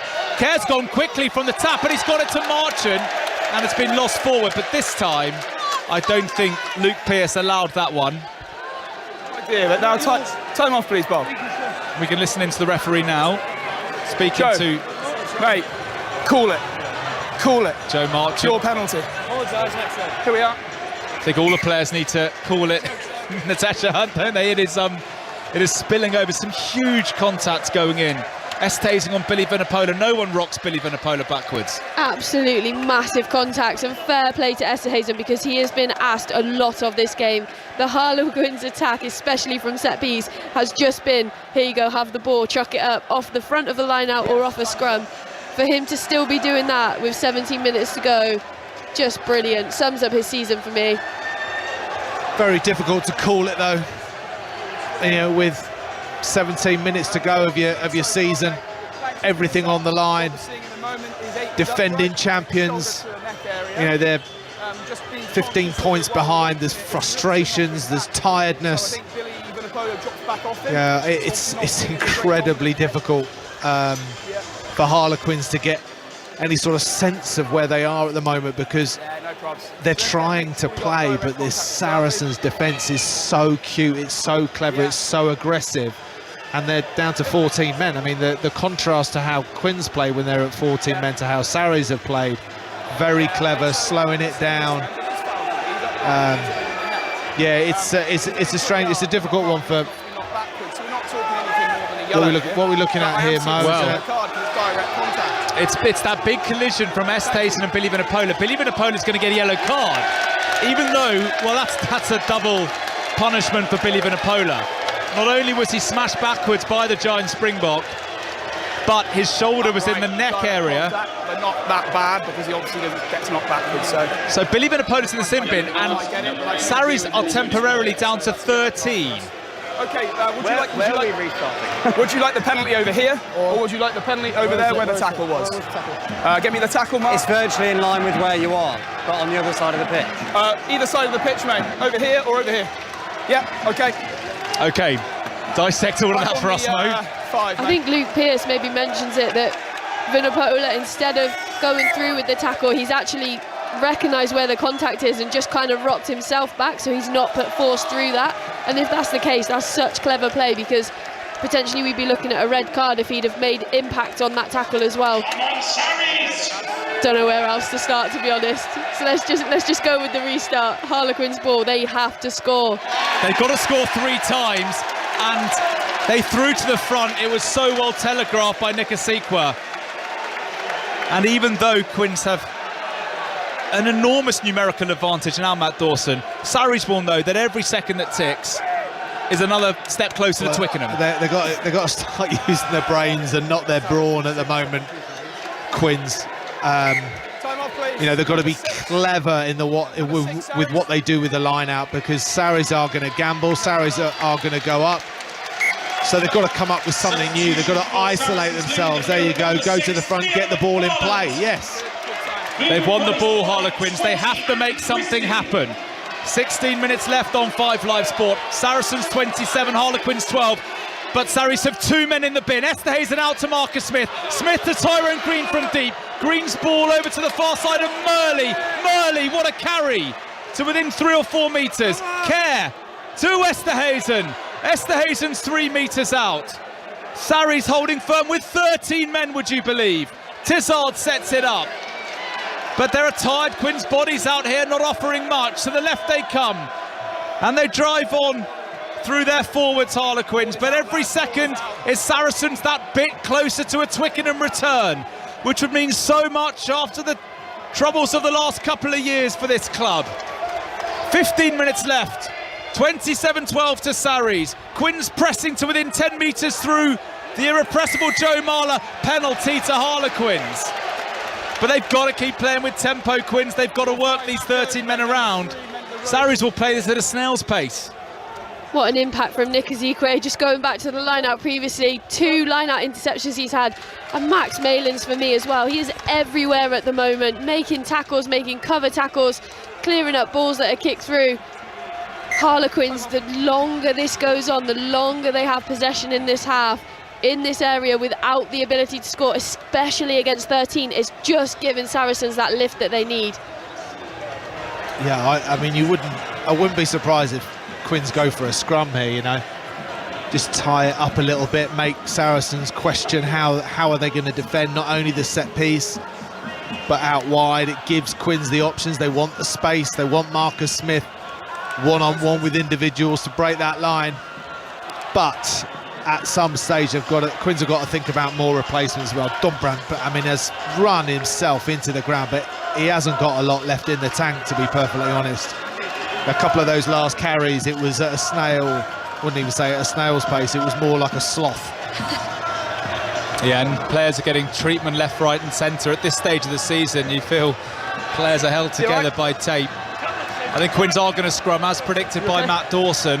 15 minutes left, 15 points the deficit. The comeback kings surely can't pull this one off, can they? OK, time on, please.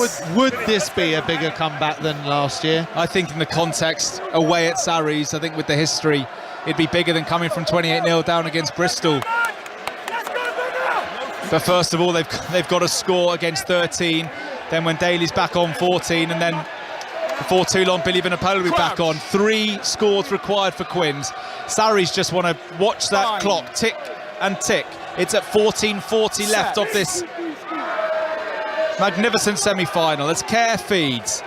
They've got a numerical advantage in the pack and outside it, Harlequins. Kerr to the left, Marcus Smith, ball to Tyrone Green. They're going to score. Caden Murley's in, and Quins have one of those scores. Yeah, good team decision. Patient, again, give the ball to Marcus Smith, give him the runners, give him the options. He's a threat himself. Pretty much, Mo, impossible to defend that as soon as the ball got away from the scrum. Yeah, it really is. It's a perfect attacking opportunity with people on the field, let alone against 13 men. Just really good execution as well. To the line, out the back door. Nice width from Murley, just hugging that touchline. Yeah, don't underestimate how important the next minute is with Marcus Smith kicking these goals, because you know they're going to be. Here we go, Lazowski coming. Looks like he's about to come on. Elliot Daly just warming up. So are they going to make a replacement and bring both of them on at the same time? You know, yes, it's a great opportunity for Quins, but the door is going to close in the next 5 or 6 minutes. And Smith's taken a while with this kick. I know he wants to get his drill right, but it's match time. You know, it's time against 13 that has been ticked down. Up steps Smith. Has he kicked this one? No, he hasn't. So a costly minute perhaps for Harlequins. 27-17 is the Saracens lead. Right, Daly is now back on. It's 15 against 14, and then Lazowski is coming on for Max Malins. So a bit of a reshuffle in the back line for Saracens. Lazowski onto the wing or into midfield, or Daly to the wing and Lazowski into midfield. That's what they'll do, won't they? Yeah. Daly onto the left wing, where he's played many times for club and country. Quins are running it out. You feel they have to. They're 10 points down with how long? 12 and a half minutes. 15 on 14. Still a good 6 minutes on Billy Vannapola's sin bin. But both of you have played in situations against a player advantage. You don't want to force it as much as you want to make the most of it, Natasha. Yeah, it's so important that you just stay to process, but when the opportunity's there, you've got to light up. And for me, yeah, have a crack, see if you can run it out, door closes, kick it long. That's absolutely the right thing to do. You don't need to chase the game this much. It's still 12 minutes. It's a long time to play. Yeah, the difficulty is that there is only 12 minutes to go, and your brain is doing some pretty weird things to yourself at the moment, though, isn't it? Well, Atoje's won the line now. Saracens love this. They've been in this position so many times before. I know they've not been in the big time for a few years, but all that muscle memory, all that experience of tight semi-finals will be serving them well at the moment. And every time they maul, it makes a bit more of an indent into the time. It puts them closer to Twickenham. Jamie George peels away. They're only 17, 18 metres out now, Saracens. Another score almost certainly would kill off this semi-final, even against the comeback kings. Sarries have it. It's in their possession. They can almost smell Twickenham. It's 11 minutes away now. Penalty to Harlequins, though. Just when the door is about to be slammed shut, a Quins foot just stops it from closing. And Quins have the penalty, and Smith, probably Matt Dawson, needs to go as far as he can while making sure he finds his touch. Yeah, he's got to go relatively big. I mean, he's gone conservative, getting to the 10-metre line. Jamie George unlucky there, trying to step off his left foot, just had a slip, therefore isolated himself. Two Quins players thinking, thank you very much, that'll be my chicken and mushroom pie, just like one you enjoyed earlier. I'm gobbling that up in about as many bites as you did, Chris, to be honest. Similarly, though, the speed that it's taken the Harlequins to get to the line out and set and get the ball back in play, they need to get some tempo into this game. Well, the free kick has gone to Sarries for closing the gap, but as Welker winning scrum half Natasha Hunt pointed out, Quins were taking their time, weren't they? Could easily have been pinged themselves. Smith, because it's a free kick, doesn't go for touch. He puts up a high Gary Owen, and forward comes Estes, who drops it. And these really have to stick for Harlequins as Sarries storm away with it, and Davis puts up a kick off his own high into now the blue North London sky. That's knocked on by Sarries, so we'll be with Harlequins, and Caden Moley always makes a bit of ground. Underrated, superb addition to the Quins ranks over the past few seasons, Murley. Right, Marcus Smith out to Dombran in some space. Finds Smith, good ball to Tyrone Green. Halfway line, out to Northmore. Joe Marchant on the right wing, goes into Elliot Daly. Big contact between the England teammates. The Quins have gone to, not far off, the Saracens 22 now. Another Harlequin score makes it really interesting. Esther Hazen flips it into centre of the park, and Jack Walker is back on the field. Danny Kerr to Marcus Smith. Smith inside to Tyrone Green, but the defence is good from Sarries, and number 20, Andy Christie, the Scottish international. Marler out the back, good hands from him. Lorday to Dombran. Dombran up to the 22, he goes inside to Marchant. Joe Marchant's one-on-one with Davis. Davis just about saves the day, but Quins are 5 metres out. Wilco Lowe from Danny Kerr's pass, great defence. Vincent Koch on his fellow South African. Tom Lorday now for Harlequins. If they score, they go to within 5, would you believe? Driven on by the captain, Stefan Levis.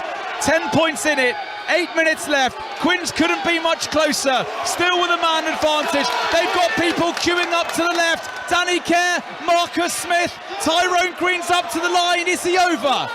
He's so close. Quins are so close. They pick and go round the corner. Do they get it down, or will that be a goal line dropout? Luke Pearce having a long look at it. It's held up. It's held up. It's a goal line dropout, and has Harlequins' chance gone with that one, Natasha?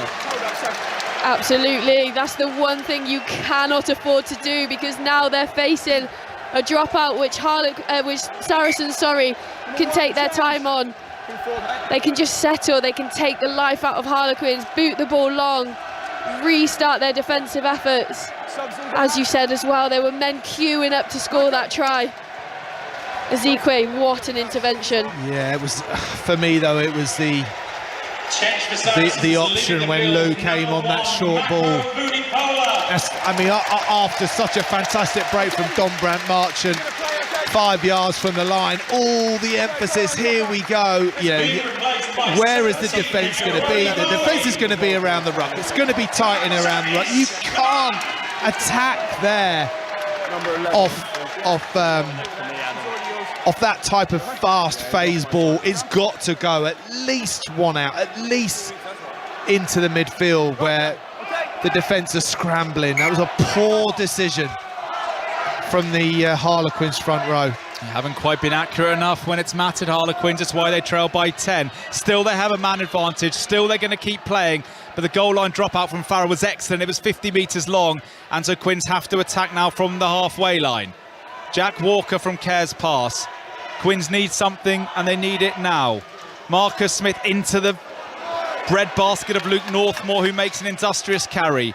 Smith now, little dummy, and then finds Esther Hazen, who almost gets past Daly, does get past Daly, and somehow stays in play. I don't know how he's done that. I know he's huge, but that was extraordinary. Smith now to Wilco Lowe. Lowe gets past the Toje and scampers forward. Care now with some front football. Smith at pace. Good ball to Marchant. Again, the collisions are frightening. And I think we're going to stop this because Lazowski's taken a blow. Stop for your safety, that's all. No, just to get checked out again. Yeah, Luke Pearce, that's world-class refereeing right there. Lazowski's gone in for a real hard-hit man and ball. He thought he could see the man isolated and take him out. There was a split second when Lazowski hit the deck where it may have been a little bit lights out. And as he just clipped Marchant, he's gone onto the deck and just stayed still for like half a second. Luke Pearce on that, not having any of that. Let's have a look at it, fair play. Yeah, he stopped the clock, Luke Pearce, because of their suspicion Alex Lazowski was concussed.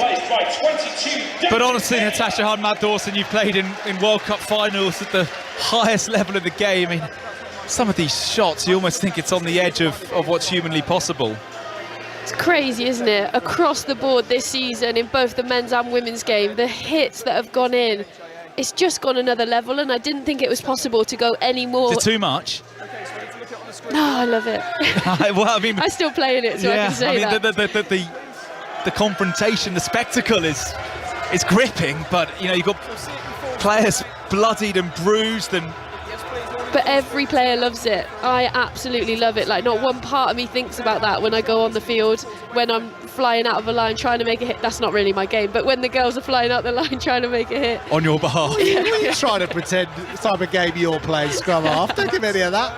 But I think where the worry for me is, yeah, that's Lazowski, who's been on 5 minutes, going up against Marchant, who's been on the game for 73 minutes. And, you know, there is a differentiator there in the amount of power and energy that one player has over another. And, you know, that's sometimes I do worry that, you know, if it was a bigger player than Lazowski, for example, and could have teed him up, you know, there's an awful lot of force going through those collisions. Because I think this is another head-on-head one. I think this is Lazowski, Marchant, and see, this is red card territory for Alex Lazowski. It is. It's going to be a yellow because... Why? Because he lost the collision, for want of a better phrase, and so the danger is low. But if the guy needs a concussion check, the danger's pretty high. That is exactly the kind of tackle the lawmakers are trying to outlaw and get rid of. because it's put Lazowski in danger. It's put the tackler in danger because of the tackler's own action. So Lazowski's got a yellow card, could have been red, and he's also going to need a concussion check. And how many of those have we had today now? 3, 4 head-on-head contacts. And even if the lawmakers are trying to get players to tackle, they're just not doing it because they want to win the gain line so much.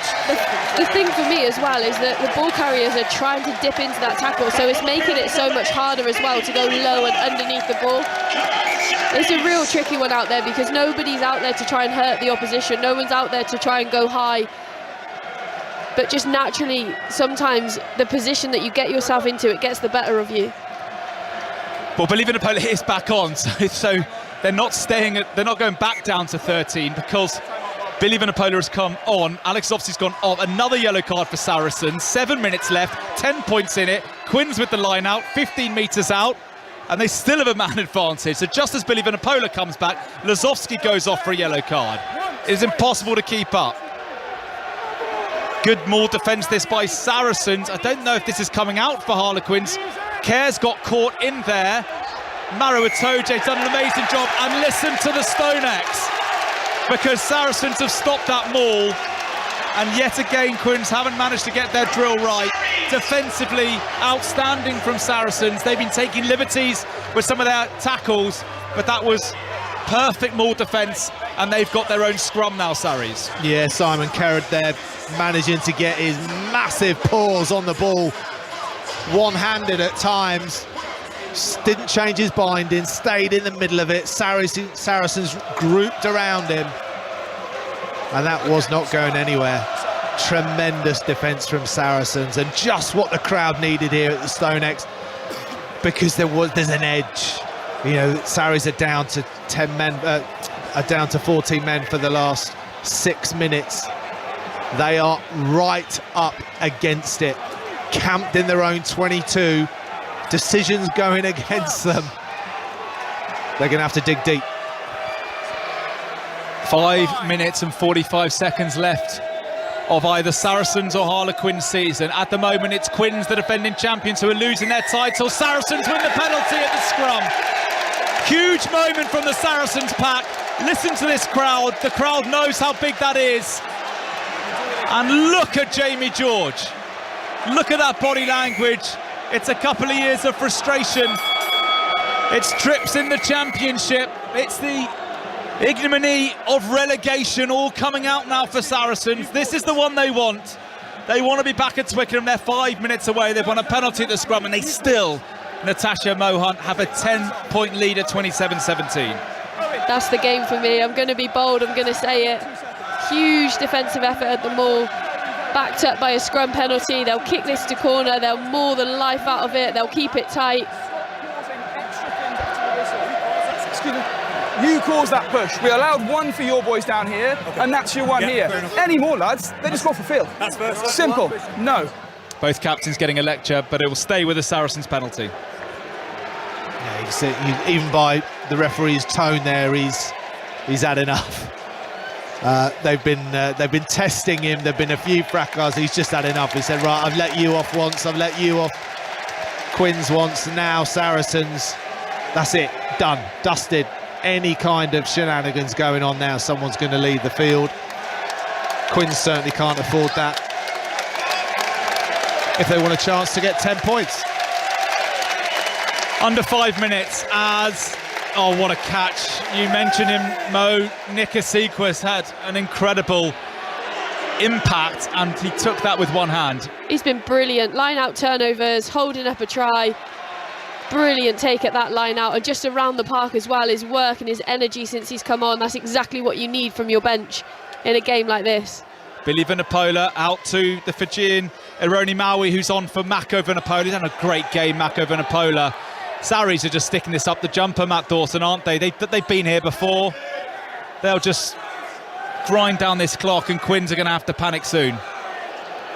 As Davis kicks, it's back in Saris' possession. They've won the kick battle. Beautifully done. Itoje now to Billy Vunipola. Back on, feeling fresh with a head of steam. There for Aled Davis. Owen Farrell out to Tompkins, 22. He steps off his left and sets it up. I wonder if Farrell might eye up a drop goal to really twist the knife into Quins. There for Maui. 27-17 to Sarries with 3.5 minutes left. Short ball to Christie from Farrell. 20 metres out now, Sarries. Nick Tompkins, ever industrious. They've got a penalty advantage. Oh, great hands. Jamie George on the far side. Beautifully linked that by Saracens. George to within 10. Atoje, Tompkins. They're coming in waves, Sarries, and they've got numbers to the left. Bennell's on a hat-trick on this left-hand touchline. 27-17. A try kills it off for Sarries. A try sends them back to Twickenham, to the big stage. No advantage, back for the penalty. And surely if you're Owen Farrell, you take every single second you're allowed and you kick your team that much closer to the Premiership final. How good had that Saracens bench been when they've come on? Such an impact. I got number 17s wrong earlier, didn't I? I said it was Kerrod. It was Maui who stopped that ball earlier. But you're saying Esekwe as well. You know, Lazowski, I know, has gone off with that, but you could see the intent. You could see the meaning to this game from the way that the bench have come on for Saracens, making a real impact. The beautiful, quick hands from Duncan Taylor down that right-hand side, setting Jamie George away. Fair play. 14 versus 15, and it looks and feels like the men in black have got 15 over Harlequins at the moment. Well, they've kicked to the corner and Esekwe's won the line out, and they're mauling through the middle now, Saracens. They've got another penalty advantage and Quins are beaten here. Saracens are going to Twickenham, penalty called by Luke Pearce. And these are the moments you live for as a player, aren't they? 10 points up, 5 metres from the opposition line, and there is not time for Quins to come into this one. Yeah, this is now the moment that the Saracens can relax. You can see body language. They're enjoying it out there now. They know that they're going to Twickenham. The crowd knows that they're going to Twickenham. Everyone's on their feet, starting to get behind the boys. These are the special times, especially at your home ground, that you're going to remember. Jamie George is going 80, isn't he? He's pumped. This one will mean a lot to him as a proud man of Saracens. He's spoken about how for 18 months since their relegation to the Championship was confirmed, Sarries have been eyeing up moments like this. 90 seconds left, George to Atoje, it works like clockwork, and the maul is splintering Harlequins, and Saracens are going to Twickenham. And look at the atmosphere around the StoneX. 18 months of pain coming out in one authoritative rolling maul. Quins are beaten and Sarries are back in the big time. And it's a hat-trick for the Premiership Player of the Season, Bennell. Who can stop Bennell and who can stop Sarries? And what a way to mark it. Brilliant scenes here at the StoneX. Fantastic to see Saracens back on their game. It was edgy at times. It's been feisty. You can see what it means to both sets of players. But at the end of the day, Saracens just find a way. They've taken their opportunities so well. And that line-out maul setup was probably the best we've seen all game from them. When they knew the game was done, 10 points in it, and they're still running Quins backwards over the line. Yeah, so much emotion in that Saracen side as they just gather around the water bottles, knowing the game is done. 10 seconds left on the clock, so when Owen Farrell kicks that, through or not, that final whistle goes. The emotion in that huddle on the halfway line for the Saracen side is 18 months long. You know, it cuts deep what has happened at this club for whatever reason. Fair play, great season. Owen Farrell kicks the goal and Saracens celebrate, and their celebrations have a bit more energy and joy than they normally would after a semi-final. Normally it's business as usual, let's get to Twickenham, but this one means a lot against their bitter rivals, against the team that won the title in their absence when Saracens were relegated. Saracens have made an almighty statement, and in the end they've put Quins to the sword. Saracens 34, Harlequins 17, and Sonia, it's Sarries back at Twickenham once more. Yeah, first time since 2019, given all their trials and tribulations. So a massive statement from the North Londoners as they beat Harlequins to claim their place in the final. Let's bring in Paul Grayson, who's waiting for us at Welford Road ahead of Leicester against Northampton, who Saracens will be watching eagerly, no doubt. Hi, Paul.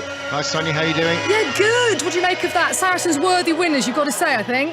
Yeah, it was a good listen on the drive up here from Northampton. That opening 25 minutes sounded really tasty, and then almost back to the old scripts of Saracens in the later stages of tournaments, where there's a point in the game where they just get to grips with the opposition, get that stranglehold on and squeeze a couple of mistakes, force them to chase the game, and then they've got them exactly where they want them. It sounded just like that today.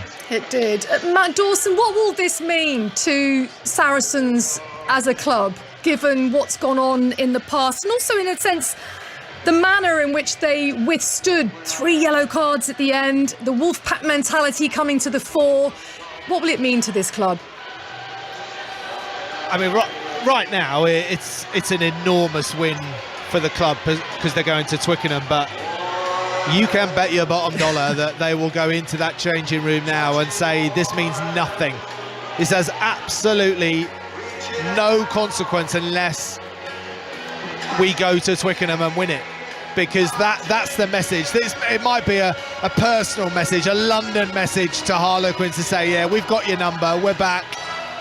All the bad mouthing, all the banter that's been going on, we're well past you, Harlequins. But as a message to the Premiership, to the game, those players will, and the club will, want to win the trophy, to say that we've taken our punishment, we've been down into the Championship, and we're back, and we're going to be better. They're that type of side. They're a steely, pragmatic, ruthless bunch of individuals on and off the field who know how to win big games, and they'll have no. Of course, they're going to enjoy tonight. Absolutely right, but they will have every ounce of focus ready for either Leicester or Northampton.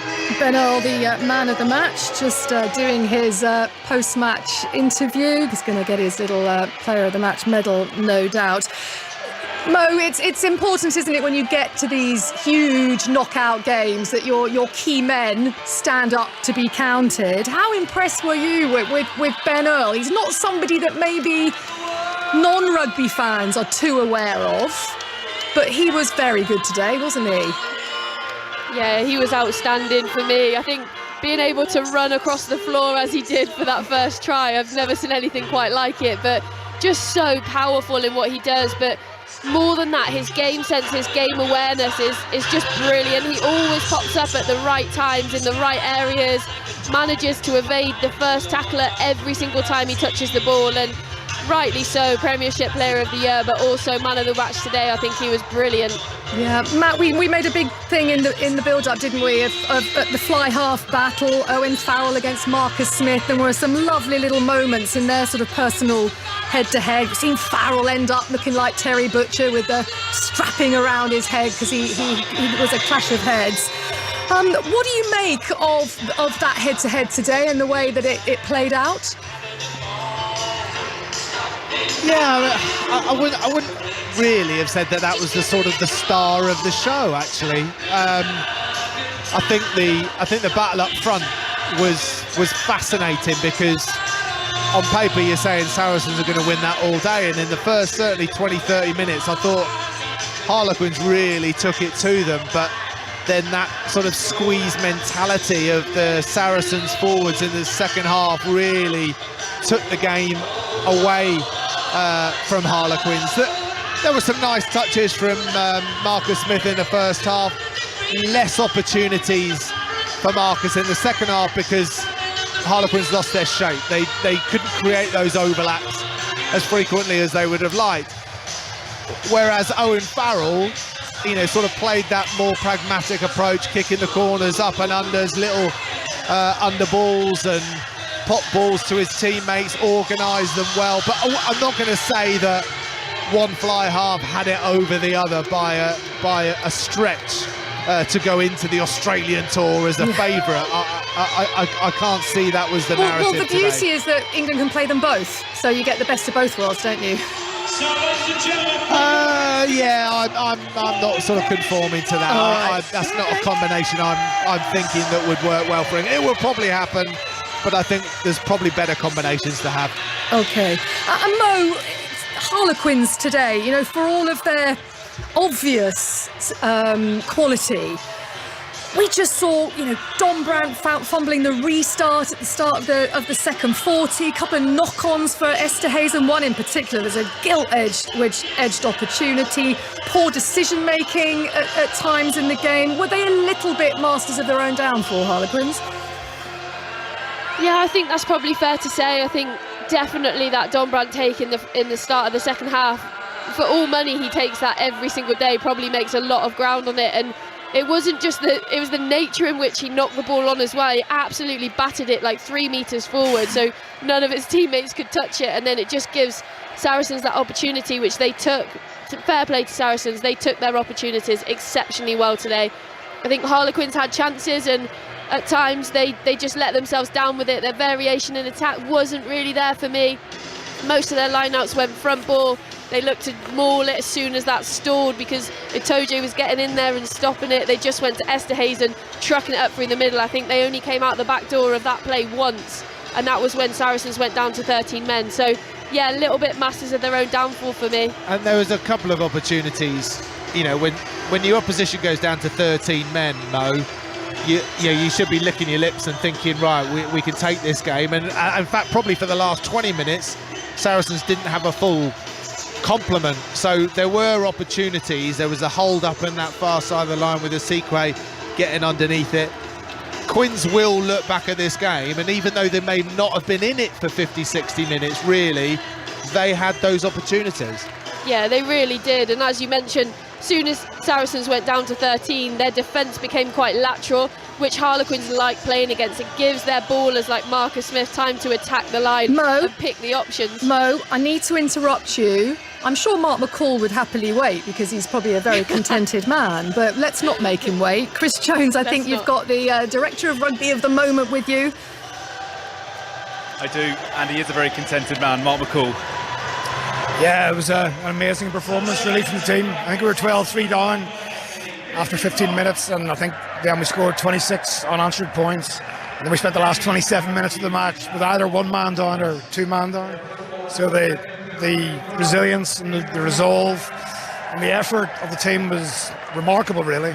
Did this one mean more than any other big win you've had over all your time? I wouldn't want to try and compare it. You know, we've had a tough 2.5 years, and I'm unbelievably proud of the group. Whatever happened today, about the way we've responded to what's happened in that 2.5 years. But to put in a physical performance like that against such a quality team like Harlequins is pretty special. You mentioned the 2.5 years. When you were down in the Championship and trying to keep this club together after the salary cap scandal, was it days like this you were targeting?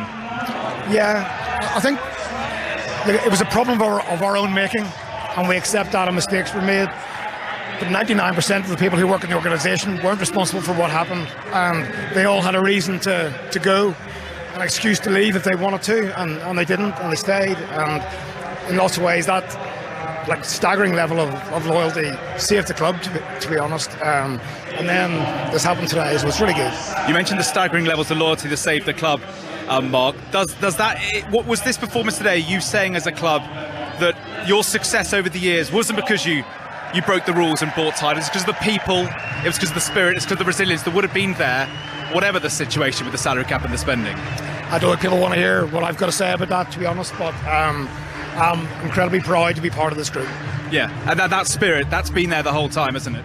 Yeah, we've got people who are friends for life, who've been through so much together over a long period of time, and I guess you think you're part of something good, and you never really know until it's properly tested, and we got properly tested, and these players and these staff have passed that test. Did it mean a bit more because it was against Harlequins, the old enemy? Not really, no. Not really. I think a lot's made of that, and I think rivalries are good in sport, to be honest, and I know there's a bit of talk before the game, but what's important is what happens on the pitch. That's always the thing, and our players were unbelievable today. Unbelievable performances across the board from all your star men, but also the the lesser heralded players, the ones who maybe a few years ago wouldn't have had the same opportunities in the squad. Does that mean a lot to you as a coach, that whoever you've put in has stood up and excelled? I think in 2019, Nick Tompkins was on the bench because Brad was playing. Ben Earl wasn't part of the squad.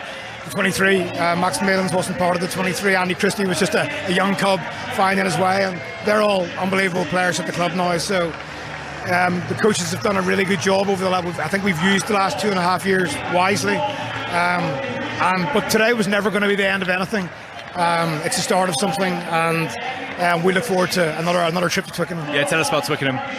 Oh, it's going to be it's always magic to play the last game of the season, and we're going to have to get ready for that, because this is not the end goal. The end goal is to go and win it. But if we don't, all of the things that I said to you are still the case. And yeah. Good stuff, Mark. Thanks so much for joining us. Well done today. We'll see you next week. That's Mark McCall, Saracens Director of Rugby. Deserves a lot of credit for re-galvanising his squad in the face of adversity. Staggering levels of loyalty saved the club. A pretty special moment for Saracens, who make their first final since 2019, beating Harlequins 34-17. They will play the winners of today's second semi-final between Leicester and Northampton. We go back to Paul Grayson.